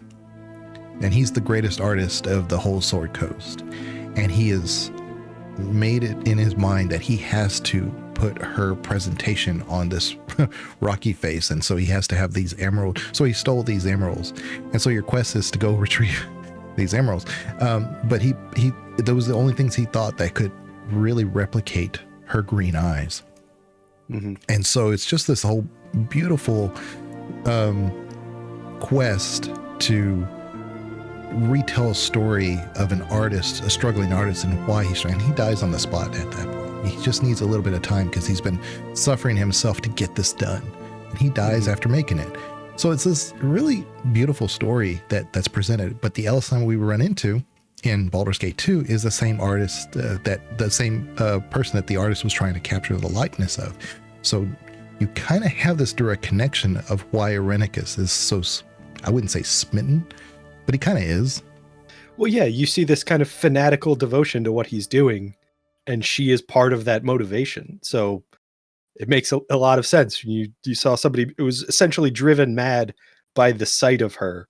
Now you have somebody who's lived in her presence for an extended period of time, and he's doing things that you also can't really rationalize yourself. Yeah. Clearly, she's the main villain. Yeah. Well, if you can't understand Irenicus' side, if you've ever done something stupid for love, you're Irenicus. You just don't know it. Yeah. It's just you weren't nearly as capable, and that's why no one died. Right. Yeah. Yeah. Yeah. She's basically Helen of Troy in elf form, which is just And I think they were trying to kind of do a whole like, what's her name from Lord of the Rings? Galadriel. Galadriel. Yeah. But what's funny is that you get the movie perspective of Galadriel, which is not inaccurate, but there's so much lore. I'm not doing Lord of the Rings lore. Please don't ask me. But Galadriel has such a long history. You know, she's actually Aragorn's wife. Arwen. That's her granddaughter. Mm-hmm. So there's all this like ties stuff that they don't make. But if they said, "Oh, that's her granddaughter," then we wouldn't think of Galadriel as this. Oh, she's hot. You know, no, she's a grandma for sure. Well, so there's. I know you said you weren't going to get into Lord of the Rings lore, but I didn't say that, so I'm going for it. There's this story with, and I think it's briefly addressed in the extended version of Fellowship of the Rings, where Galadriel gives each of the members of the Fellowship a boon, and they ask for certain things. And Gimli asks for a strand of her hair, and she gives him 3. And if you read into the lore of that, there was another elf who was obsessed with Galadriel and was pursuing her relentlessly. And I think 3 times he asked her for a single strand of her hair, and she said no. And it was because Galadriel has this gift to see the true nature of a person. She saw the folly of this elf who was pursuing her. And when Gimli asked, he was almost ashamed to admit that he had this appreciation of her. And she saw the truth of Gimli's character and rewarded him with 3 strands of hair, kind of calling back to the 3 times she refused the other elf. And it's kind of the exact situation we're seeing with Irenicus, where Elysim saw this darkness in him, did not reward his efforts at all. And then you approach Elysim and you're like, I got to start saving people because Irenicus is out of control. And she's like, yeah, go for it. I'm on your side. Yeah, no, that's why I actually brought her up, because I saw the relevancy. Because Baldur Gate, back then, BioWare, Dragon Age to a greater extent took a lot of Lord of the Rings references, the movie, I should say. But there are some loose ties, because we are talking about Ed Greenwood, who, although he came up with the whole Forgotten Realms thing, I mean, they're all Tolkien-esque. Oh, yeah. So there was certain references. I believe Elysim's character was directly referenced to Galadriel and kind of like that idea. But it's a good reference because, again, it gives you motivation why Irenicus does what he does. He's not faultless. He's not blameless, right? Oh, yeah. But you can see how you can get to that point. Yeah, that's one of the things that BioWare has done really well, is presenting villains in a way that makes them at least somewhat relatable. I mean, you'll never agree with them, hopefully. You'll never be like, oh yeah, no, maybe we should just let him do his thing. But you'll definitely see them as, at times, a victim of circumstance, a victim of society. You'll see them as somebody who's pursuing a goal that makes more sense than just let's kill everyone. And that's what makes for a compelling villain. And BioWare knew that right away. They did it with Sarevok. They did it with Irenicus.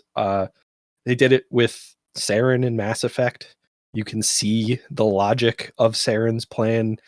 It's just a little misguided. It's a little too far in certain regards, but there are definitely people who are not indoctrinated, who side with Saren because he can make a compelling argument for his plan. Yeah, and you'll get into the games I haven't played, and I'm sure there are great villains in those as well. It's the classic BioWare thing, and I did say there may be spoilers in everything we cover. But, oh yeah, Malik and KOTOR, he's ultimately really not the big bad. He is the last guy you face. He's not the big bad. Not really. And Saren is not really the big bad. It's the Reapers, or in this case, Sovereign. And when you get into Baldur's Gate, they're not ultimately the big bad Irenicus or Sarevok. That's what BioWare does. They kind of like present you with an obstacle. And Elisine. Yeah. Yeah, but they present you a presentation of evil and use that to tell the story. And therein is why I criticize Andromeda so much. All this was just so that I could criticize Andromeda. Yeah. This is going to be the title and thumbnail of the episode. Why Andromeda sucks. And then for 90 minutes, it's just us talking about Sarevok and Irenicus. Because all this that we've done to lay down the groundwork of why these characters are so great and unique and why they work and how we're not even able to, in a 1 hour, 2 hour episode, really fully encapsulate all those details, is because in Andromeda, the bad and the big bad is the cat. That's all we know. Yeah. End of story. Move on. Yeah. Dumb. And I think that's what we talk about when we talk about Andromeda is a monument to all of the things that BioWare has done well before and chose not to do well in Andromeda. Yeah, because I can forgive mechanics. Those can be fixed. I can forgive graphics. That can be fixed. I can forgive, those little technical details, which it was riddled with. Granted, it was like Cyberpunk almost in the way it was released. But I can't forgive a story that has no way of fixing itself. Yeah.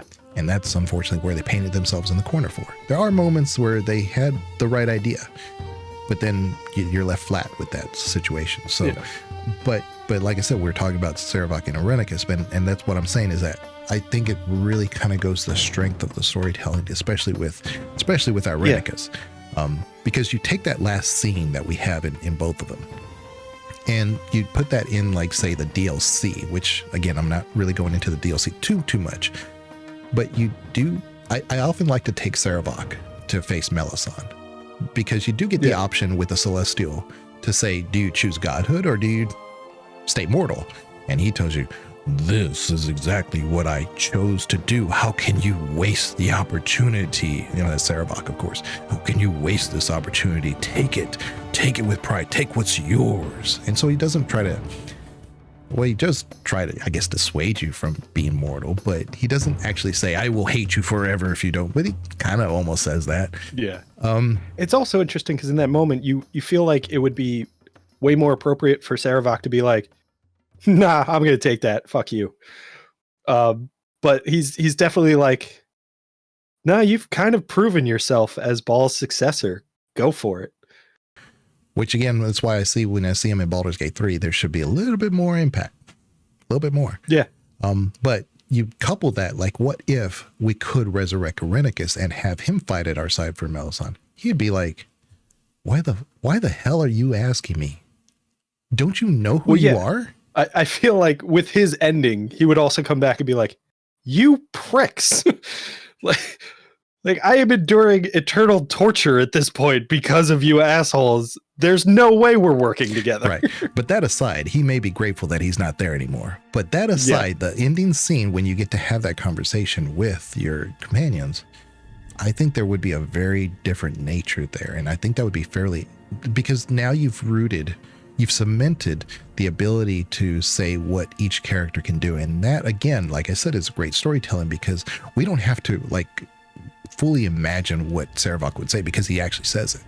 But with Irenicus, we can be pretty sure. You can say it in the comments, please. If you know Irenicus and you think, like, what would he say in the final scene if we were given the option for godhood and he was part of the party? What would he say, good or bad? Like, what would he advocate for? I mean, he'd probably say, why are you asking me? You are mortal. You should stay mortal, because what godhood do you deserve? You were just born with this gift. I almost see Irenicus maintaining that fanatical devotion to his goal and still seeing you as a tool to reach his goal. So I almost see him saying, ascend to godhood and then do this thing for me. Give me a little piece so I can manage your your church. Which that's Viconia's job, by the way. So Yeah, Legion doesn't care who you brought to that final fight. You need to know what Viconia is going to say in that moment. So she's obviously there. Yeah. And just spoilers, she says, if you become the god, even if you romance her, she wants you to take your position as god. She will be your foremost champion and cleric. That's why I said that it's really important in Baldur's Gate 3 that if you went that direction, she stays true to the fact that she has no real protector now. So now she has to go to Shar because that's the only person who would accept her before, because she left Loth. Loth is not forgiving. Oh, not at all. And so when you look at Shar and how evil the Sharites are, and I totally get it, they are evil. But she left her parents alive. That was one of my points in the video that I made. The Dark Elves hate the most are surface elves. They hate them more than any other race or being in this world. They hate surface elves. So the fact that she left them alive says a lot. If she was still part of Loth, she just would have killed him on the spot, period. But she left him alive. And so again, I think that's why she turns to Shar, and there should have been more development with that. It's like, why is she a Sharite now? Oh yeah. We're both very disappointed with the representation of Viconia in BG3. And that's nothing new. Like I said, if you want to watch my video, there's 2 hours you can watch it, and it's be as long as this video is. But I think I make a lot of really good points when it comes to like where we should have taken that and why her motivation is the way it is. And I don't think they necessarily dropped the ball in how she got to this point, but the fact that she's at this point should be relevant. And now maybe even make her a companion. Yeah, no, I think that is one of those things with Baldur's Gate 3 and Viconia in particular. I feel like Larian just didn't have anybody on the team who played Baldur's Gate 1 and 2 the way we did. Who at least wrote that part of the storyline. Because the whole reason why we're here in Baldur's Gate 3 is because of the activities that Viconia told Shadowheart to do. Yeah. So somebody had to know something. Yeah. But I just feel like if you played through Baldur's Gate 1 and 2 and you like developed this appreciation for Viconia, you would not sign off on the Viconia we got in Baldur's Gate 3. Yeah. It was the Andromeda version of Viconia. Yes. God damn it, Larian. No, we took BioWare's example. Of course we did. You took the wrong example. That's what you did. We took it from Andromeda. That's not BioWare's example. Not the one we meant. But no, I think that last scene with Irenicus would be very telling if it was possible to somehow talk to him. But yeah, the entire conversations you have with him at any time, at any point, whether it's at the final area with the Elf Grove area, or if it's through the dream sequences, there's so much he's telling you about himself, but he's actually telling you more about you. Yeah. And that's really, really, I can't even think of a game that I've ever played that has done that through the villain is telling me about them, but they're actually talking about you, and you're revealing yourself. You're finding more about you in the process without actually, flat out telling you this. Yeah. I think, I think that's a big part of why I think in that final moment, if you were to ask Irenicus his opinion, he'd still be trying to manipulate you, because every time you talk to him, he genuinely believes he's got it all figured out and you are insignificant. So even in that moment where you overcome him and you manage to defeat him, I still think that arrogance lives on, and he's still like, that was a fluke. I can definitely take this guy. And so in that moment, I absolutely feel like he'd be like, whatever, I'm still better than you, even if you ascend to godhood. Yeah, he and you kind of think that maybe once you've played it before, that maybe he messes up. Maybe there's an error in storytelling by taking Imoen to Spellhold. Now he's been captured in a spell dungeon that he can't cast spells with. They don't know who he is. He does, though. Yeah. So we take it for granted that he just escapes or whatever, but he knows his capability. He knows his power. They do not. They just assume that every single mage they take there is going to be captured forever. And you see some of them that go in, they're not all mages, but some of them have gone insane because they've been there for so long. And there's all these like little traps and things that really a mage would appreciate, you know, because they're so intricate and, but when you get there, he has already pretty much taken out the entire area. But that's Irenicus. Again, you know, he knows his capability and he's not afraid. He's not ashamed to use it. It's such an interesting idea, the spell hold, because it is a prison for mages run by mages. It feels like you should try to shut down any magic use in Spellhold. And so the people running the facility, all of the guards, should not rely on magic. And then through those sequences, you see that like they really just believed they were more powerful than anybody they imprisoned. And Irenicus showed them that they were not. It's like, yeah, your arrogance was your downfall. And then that comes up multiple times.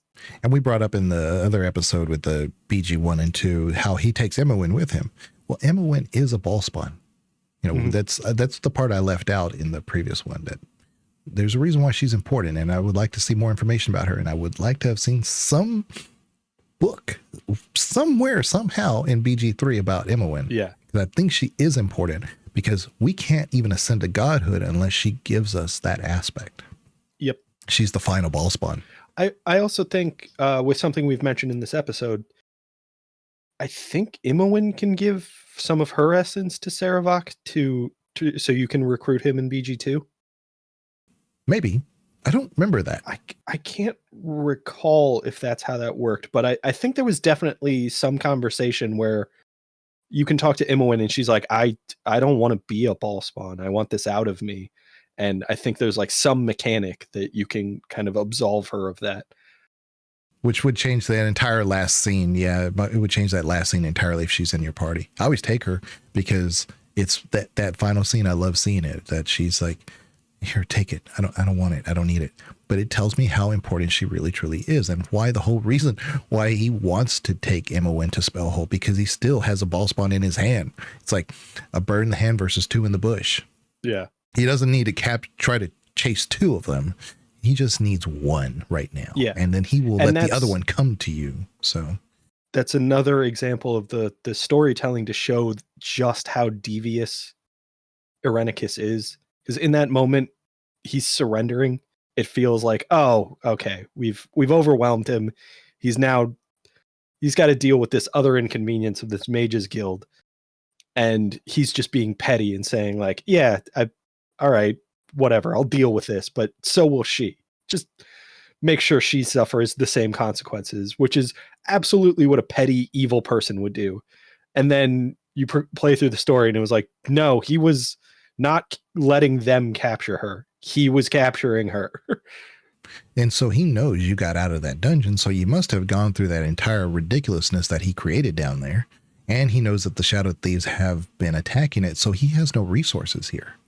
Yeah. So send me somewhere where I have resources. He just gave it to him on a silver platter. That's what he did.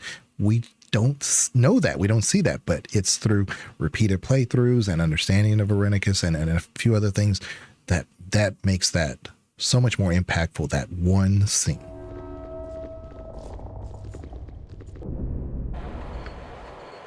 You dare to attack me here. Do you even know whom you face? You will suffer! You will all suffer!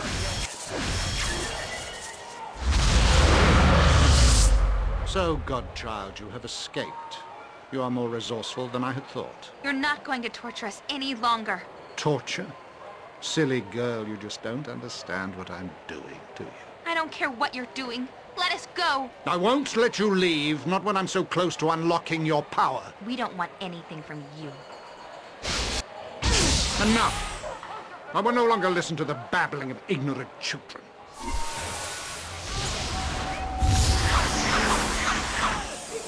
This is an unsanctioned use of magical energy. All involved will be held This disturbance is over. Must I be interrupted at every turn? Enough of this!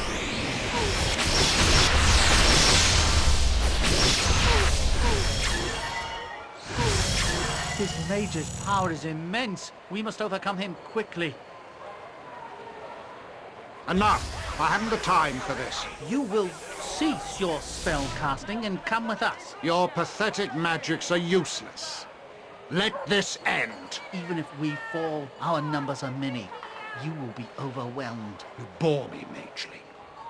You may take me in, but you will take the girl as well. What? No. I've done nothing wrong. You have been involved in illegal use of magic. You will come with us. I'm not going with him. I'm not.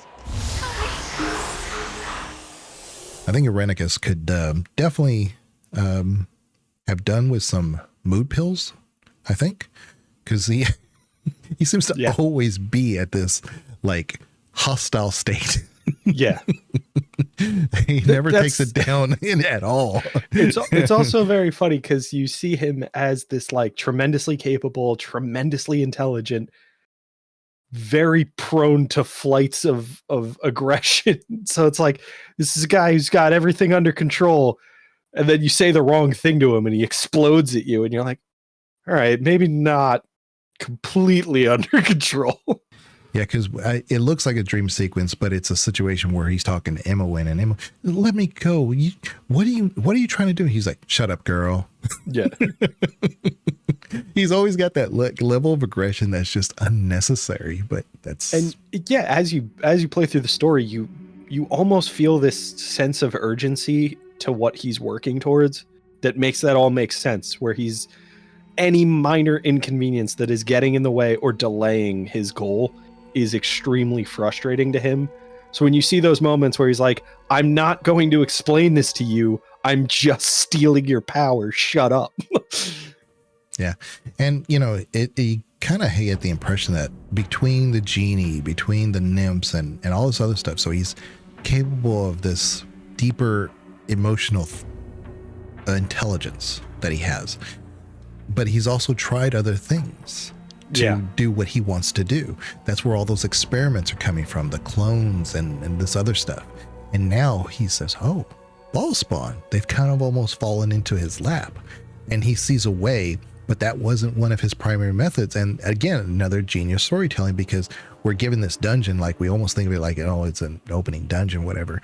But it's telling you, this has been his life and his history. Well, not his entire life, but it's been a big portion of his life has been devoted to trying to research a way to do what he wants to accomplish at the end of the day. And he just didn't know about ball spawn till now. That dungeon is enormous. So he's been doing this for a long time, because you don't just stumble into a big building like that. That needs to be built, and you need to fill up those rooms with all of these attempts to find a solution that wasn't ball spawn. So he's clearly been doing this for a while. And as a result, it takes you forever to get out of that dungeon. But he's also smart enough to put it in a city that recognizes magic use, because it's a magic controlled city. Yeah. Yeah, it feels like that he found a way to kind of shelter himself from the observation of the Mages Guild in his little dungeon there. But he also has access to powerful mages because the Mages Guild exists in Athkatla. It's this kind of like weird, the closer I am to danger, the further I am from harm kind of thing. And it's again, pretty brilliant for him to kind of position himself there. Right. But in that scene where, Imoen and he are captured, they said this is an unsanctioned or unregulated use of magic. But they really are probably focused on Imoen because Irenicus probably bought his license. Because they didn't get paid. Right. Well, Irenicus probably bought his license. They didn't say it was an unregulated use of magic everywhere. They just said, oh, it's in here, so... But maybe he didn't. I don't know. It's classic Irenicus that he would not have, so... It's interesting because they are talking to Irenicus in that moment, and then he says, yeah, but she did it too, so you'll take both of us. It feels like he is their target, but at the same time, like, I don't know how they never get into the details of how that magic detection works, but like, there are a lot of people in the promenade there, and they're like, that's the guy. He's the one who was using magic. Yeah. You see this big crater in the ground? Yeah. And well, he's in the middle to of be it. fair, the dude standing in the middle of that crater is probably your prime suspect. And then we just go a few steps and we pick up Aerie. Yeah. Who is a cleric mage, Visiting. both magic users. Yeah. Who's visiting and probably doesn't have a license. Yep. And she's also trapped in an illusion, which was not an unsanctioned use of magical energy. Yeah, it was a caravan. I like the callback to Quail though. Uncle Quail, Yeah. Uncle Quail, and I'm like, I know Quail. Yeah, no one likes Quail. Yeah, no. Quail's your uncle. Yeah. That was the big disconnect for me there. You meet Aerie and she's this sweetheart that's like immediately likable. She's like, oh, Uncle Quail. Who? There's no way you are close to Quail and also this likable. Yeah, Quail. Yeah, that's an interesting one. Illusionist, I think, is what his. Yeah, he was dual classed. He might have been cleric illusionist. Yeah, I think you meet him just outside of Baldur's Gate, and you can recruit him. And which means you can't recruit him until what, like Act 5? Right. Right. So- So if you could get him earlier, then there might be some play there. But if you had a lot of characters that have died along the way, then maybe he's like a godsend. Yeah, that's true. But yeah, you avoided most of the danger. Thanks, Quail. Yeah. So, but yeah, it's her uncle. But I always thought that meant kind of like almost like a metaphor, like just the caretaker. Yeah, I think that's the uncle in the sense of like almost an adopted parent kind of thing, or just like a family friend. Unky Quill. Yeah. Okay. He joined the circus. I don't. Okay. I that's kind of on brand. Yeah. Oh, but anyway, yeah. Can you imagine like Quail at the? Because I can't. Quail with the At that final confrontation with Irenicus. Yeah. Oh no, I definitely feel like you'd have more of those shut up moments from Irenicus if Quail was in your party. He's like, you're the one I saw at the circus in the promenade. You again. Oh, that would be horrible. Quail was the real reason Irenicus abandoned that dungeon. I got to get out of here. So insufferable. Yeah. It'd be interesting too if Teox was an agent somehow of Irenicus, just to sow some chaos in that area, just to kind of distract from what he was doing or something, Yeah. Oh, wait. Is that it? Is TX in Spellhold? TX. Yeah, maybe that may be right. Yeah. Yeah. Because I definitely remember him being in Baldur's Gate 2, but I can't remember exactly how. I don't remember the exact name of the gnome that took hold of the circus. Don't remember him. I can't remember that either. But he wasn't. I don't think he was a callback to anybody in BG1. Just don't remember. Yeah, I think Quail's your callback in that moment. They didn't double up. Yeah, Uncle Quail and Aerie in the fight against Irenicus. That would be a sight. Yeah. Get him, Uncle. and so if you have a child with Aerie, I mean, is Uncle Quail somehow related? Great Uncle Quail. Oh Lord. Oh. I would be curious to see let's make sure I get the name right. Kagane in that final fight. Because his voice lines in Baldur's Gate 1, he sounds so disinterested in everything that's going on. Yeah. So for him to be in that final confrontation with Irenicus, it feels like he's like, let's just get this over with. I'm going to go back to my shop. Yeah. I have things to do. Yeah. Well, anyway. But yeah, I think like you said before, the portrait of evil between the two is not a hot take to say that they were expertly done, but I mean, I think it deserves a little bit more focus and praise. I think probably because especially with Baldur's Gate 3, doing a pretty good job of having its in-game content makes sense. But if you only play Baldur's Gate 3, you can appreciate it. But I think if you do play Baldur's Gate 1 and 2, you'll really kind of connect a lot of these dots and be like, it performed. It may be a little underperformed, but it still tied the ties really well. So, yeah. Anyway. And that's why they say there won't be a DLC, which makes sense to me because you're already kind of at in-game, in D&D rules. You're basically godhood after this point. So, yeah, it's that's one of those ones where like I think it's mechanics that are the tricky part to build DLC for, whereas they could definitely add story. They could do more with that, but trying to build a DLC, especially one that's not just exclusively after endgame content.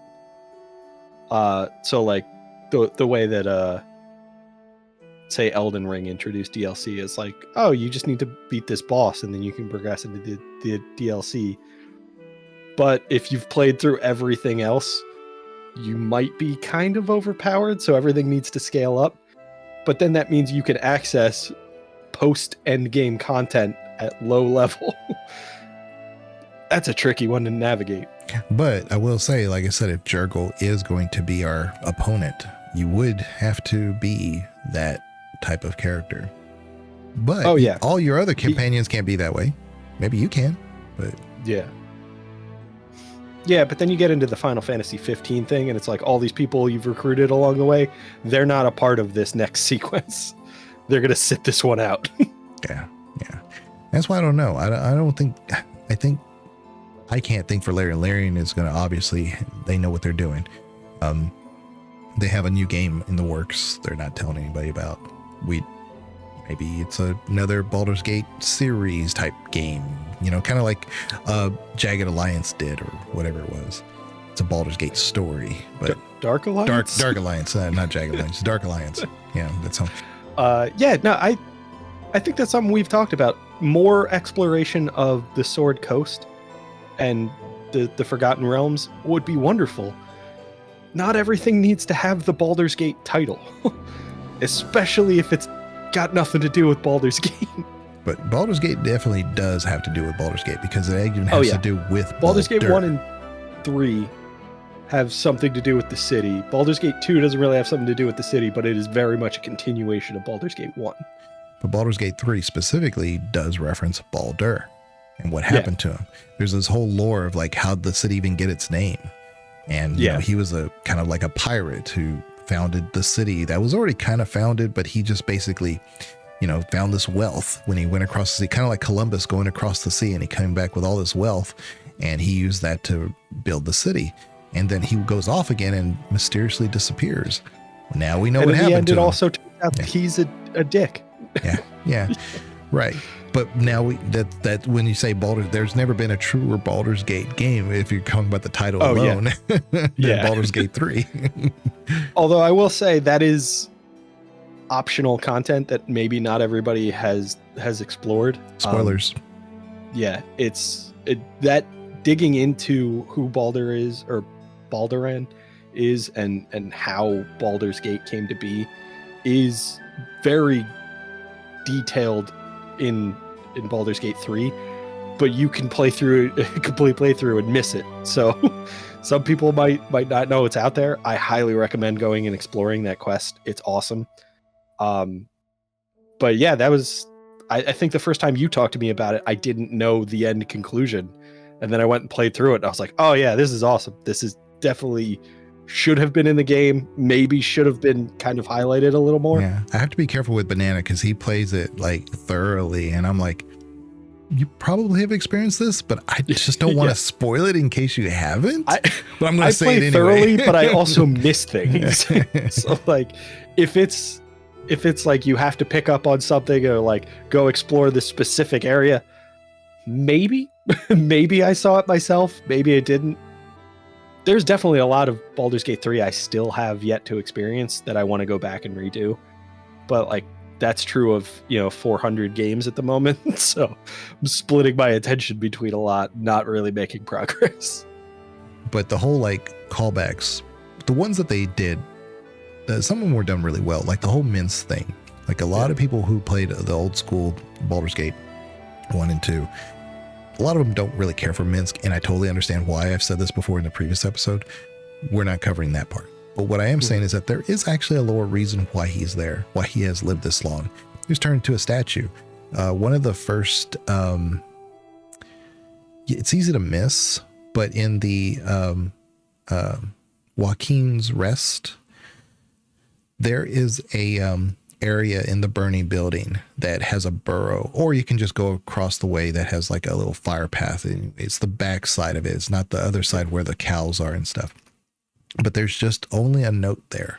And the note is referencing a stolen statue of a ranger that we know he was never real or whatever, but he is a symbol of our city and the whatever. And he's holding this hamster. So we know exactly who they're referencing. Yeah. But in lore, he was turned into a statue. Yeah. And that's how he's managed to live this long. So it's kind of like those basilisks that turn everything to stone in Baldur's Gate 1. They're not rewriting the fiction here, that those things happen. So some of these people have been stoned for years and years and years. And so Minsk was a statue for many. That's why he's in Baldur's Gate 3. But a lot of the criticism was like, he should be dead. There's no, it's like, but you're not keeping up with the lore that happened in between. That's in literature, not independent of the games. So, but it's there. Yeah. So I definitely, we talked about that before Baldur's Gate 3 was released, like the callbacks we kind of hoped we'd see. And Minsk was definitely one of them where we knew it was possible. Jaheira was kind of an expectation. We hoped for Viconia because again, she can live long enough to be in the third game. I am a little disappointed we didn't see Edwin. I think that would have been wonderful. I thought he was going to be the one that we went to the Rasmuth Tower or whatever it was. I thought that's who we were going to run into. I really thought, I mean, the whole time I was playing, I thought Leroican was going to turn out to be Edwin. Yeah, I did too. Because Edwin had this thing in his head that he wanted to live on, and you know, that was his thing. It's like, oh, okay, well, this makes sense. You know. And Faldorn. We didn't get that. Faldorn. Faldorn. There's no reason. Well, yeah. I don't know that I was super eager to see Keldorn. Right. They brought Animen into Baldur's Gate 3. I'd have been like, this game sucks. Yeah. Or Jan Janssen. Nah, that's not a winner. They also made Viconia like super old, which I didn't agree with. She should be maybe 45. Equivalency. Well, yeah. Should maybe be presenting as 45. You know what I'm saying? Yeah. The equivalent of, but they made her look like she was 60, 68 or something like that. I'm like, well, these drow can live to be, you know, some of them 1,000 years or so. And if we do our timeline, I did this whole breakdown. If we kind of give them the benefit of the doubt, she's 50 at the most. At the most. In our equivalency. Yeah. But the reality is she's probably around 35. Yeah. I mean, I think especially with what we got in Jaheira. Yeah. Now Jaheira would be older, but yeah, definitely. But like, I think if you're willing to say like, oh, Jaheira's in Baldur's Gate 3 and you're going to scale up Viconia the same 100 years, you would know they're not going to look the same, especially with Viconia being a drow and the drow focus on appearance. No, you hit it. Yeah. I mean, we're 100% on the same page. But that kind of goes in line with, I like the fact that they don't do any callbacks to Irenicus, because what did we do to Irenicus? We erased his name from history. Oh yeah. That's really the true hell. Yeah. For him. That everything that Irenicus did, and he accomplished a lot. He figured out, he learned a lot. No one cares. No one knows.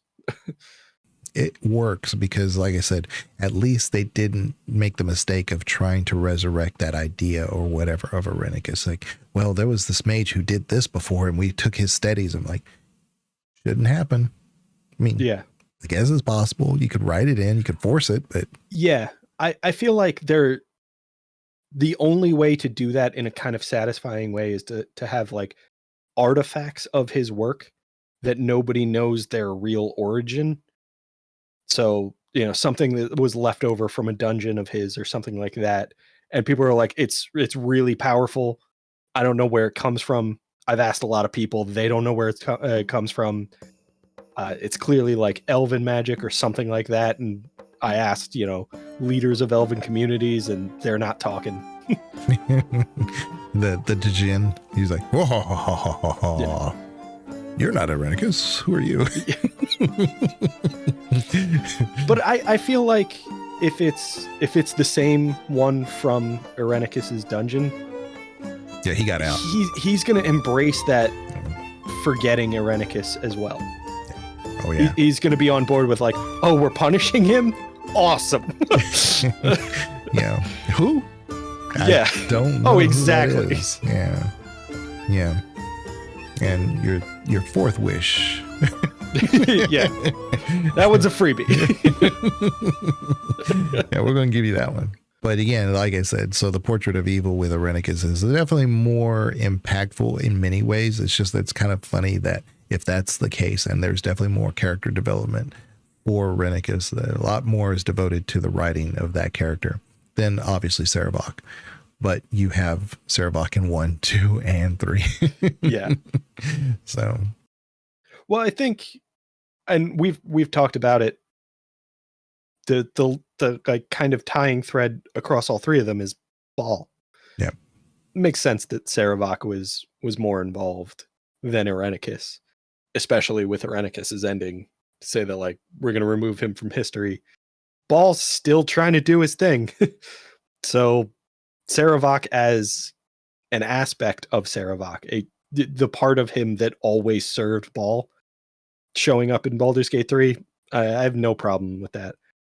We did mention that it would have been nice if that was tucked away a little bit more, to say that like you had to want to see him, you had to ask questions that led to him, or maybe bring somebody who knew Sarevok, Jaheira, to that moment, and that's why it was Sarevok who made an appearance and not some other servant of Ball. But I don't object to him being in Baldur's Gate 3. I feel like there was a better way to introduce him. and in those same scenes where you have Jaheira, Minsk, and say Karlach, and you're talking to Viconia, I mean, Karlach could be like, "Oh, this is a powerful elf here." And Viconia, Jaheira doesn't really say a ton. It's the simple banter that they had back even with Baldur's Gate 2. What are you doing, drow elf? And she's like, "Shut up, you woodland creature." Yeah. And that was basically I could it. definitely see that, because Karlach fangirls over Jaheira. I feel like she would know who Viconia is if you're opening it up to the idea that Viconia was also part of that party. But I don't think they entertained that idea that Viconia was ever on the side of the hero for Baldur's Gate 3. But that also tells me that they didn't do their due diligence and write where Viconia's story was going to go. They just made her an endpoint. Yeah. Which is pathetic. Pathetic, Larian. You heard me. Yeah. Get your shit together. You don't take my top Game of the year, Baldur's Gate 3. Go fuck yourselves. you get a pass because she was in the game. Yeah. But you lose the future passes if you don't develop these characters better. Yeah. No. It's definitely, Viconia is definitely like top 2. I said top 3 before, but I think she's definitely top 2 either NPC companions of all time. She's just, there's so much there. There's so much there. And like I said, I can include it with Baldur's Gate 3. This is not a Viconia video. This is obviously Sarevok and Irenicus. Every video is a Viconia video. But every video is a Viconia video. Exactly. We're going to be talking about Stardew Valley, and I'm going to bring up Viconia. You know what would make this game better? Stardew Valley companion tier list. Viconia is still S tier somehow. And if I could, so you would talk about Dragon Age, and I would say, if we could have a cleric like Viconia in it, that would make that game so much better. And I'm not wrong. But whatever. Anyway, I guess we'll kind of close it right there. But I feel like, there's so much to talk about. Baldur's Gate 1, 2. We could do this like exactly for 8 hours. So you and I start talking about Baldur's Gate, 3 days pass. Yeah. The hard part is actually making everything fully connective, because unfortunately we are cursed with too much information about everything about this. So we may not know all the little ins and outs. Like I have a horrible memory when it comes to names. But as far as the details of when things happen and stuff, I'm pretty good with that. And some of the lore, I can connect. Sometimes I misconnect some things, but for the most part, you and I kind of are cursed with the information that is superfluous, and we feel like it may be material. And I always feel like I can make this work. But yes, when retaining we talk about useless information is like my entire personality. So yeah, I agree. But if you like to hear useless information on demand on YouTube, and we're on Spotify, Amazon Music, and iTunes. Okay. We're also on Podbean, which is where we do our audio podcast from. So if you are acquainted with Podbean, which most people aren't, but it's kind of a depository where a lot of places try to project, but they do their own podcasts there too. If you know that, it's in our links, so you'll see it there. You can hear us there. But if you like that kind of stuff, like this rambling, I guess, then we're your channel. Yeah. If you like rambling, this is the channel for you. Yeah. I mean, I would love to just do a ton of more Baldur's Gate 1 and 2, but I don't like doing a lot of stuff without Com. It's just that sometimes he's not available, and this is the way we kind of fill those gaps. So, Yeah, this is the one game where, you and I connect on it, and Com has not finished his playthroughs yet. So it feels like the most appropriate for us to discuss when he can't make it. Which is funny, because the way I discovered Com is because he was playing Baldur's Gate 1. Yeah. And he was doing it traditionally, and I thought, this is great. This is how in my opinion, you should play it. You should want to discover things. You should want to explore things. And he does a lot of things more of like almost an unintentional canon playthrough. And that's, that's what he did. So. It is interesting talking Baldur's Gate with Com, who does not know half the characters we reference, because there's so much optional content that if you don't go to Pelvale, you don't recruit Viconia. If you don't go to High Hedge, you don't meet Kevin. So yeah, so that's what I was saying, is that if you don't know to do that stuff, you don't even know that Bronwyn was a playable character unless you get the Stone to Flesh scroll and do all that. And then now that kind of gives you like the foreshadowing of what's in the next area and how to address them. So unless you're the player character, in which case if you turn to stone, then game over. But I thought it's always funny because Com goes through that what is essentially a canon playthrough. He meets Imoen immediately out of Candlekeep, goes to the Friendly Arm Inn, recruits Jahir and Khalid, goes to Nashkel, recruits Minsk, goes to the Knoll Stronghold to get Dynahair, and then progresses through the rest of the story with that party, which is the fake canon party. But it's very amusing that Com kind of like, the game told me this is what to do, so I did it. Yeah. And like I said, that's why it's important to play Baldur's Gate multiple times, if you like the game, of course. But once you play it more than once or twice, you're like, oh, this is infinitely interesting. Now, back in the day, we didn't have like a ton of games like Baldur's Gate to pull from. Yeah. So if you like Baldur's Gate, what else were you going to play? I mean, if you go play Icewind Dale, there's no story. I mean, good. If you like just Baldur's that Gate definitely playstyle, encouraged you to experiment in a way that Icewind Dale did not, because Icewind Dale doesn't have companions. You build the whole party, so they didn't have to build stories for everything. You made the story in your head. Yeah, and there were no merchants. You just had to collect everything until you somehow miraculously found somebody to sell them to. Yeah. So, yeah. Icewind Dale sucks. I wanted to love that game. The art is great. The music is great in Icewind Dale. The mechanics, there's a few extra spells and things that you have in Icewind Dale that you don't have in Baldur's Gate.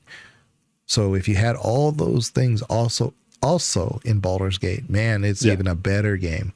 But nobody would have been surprised that they were coming up with Baldur's Gate 3 20 years later. Right. Yeah.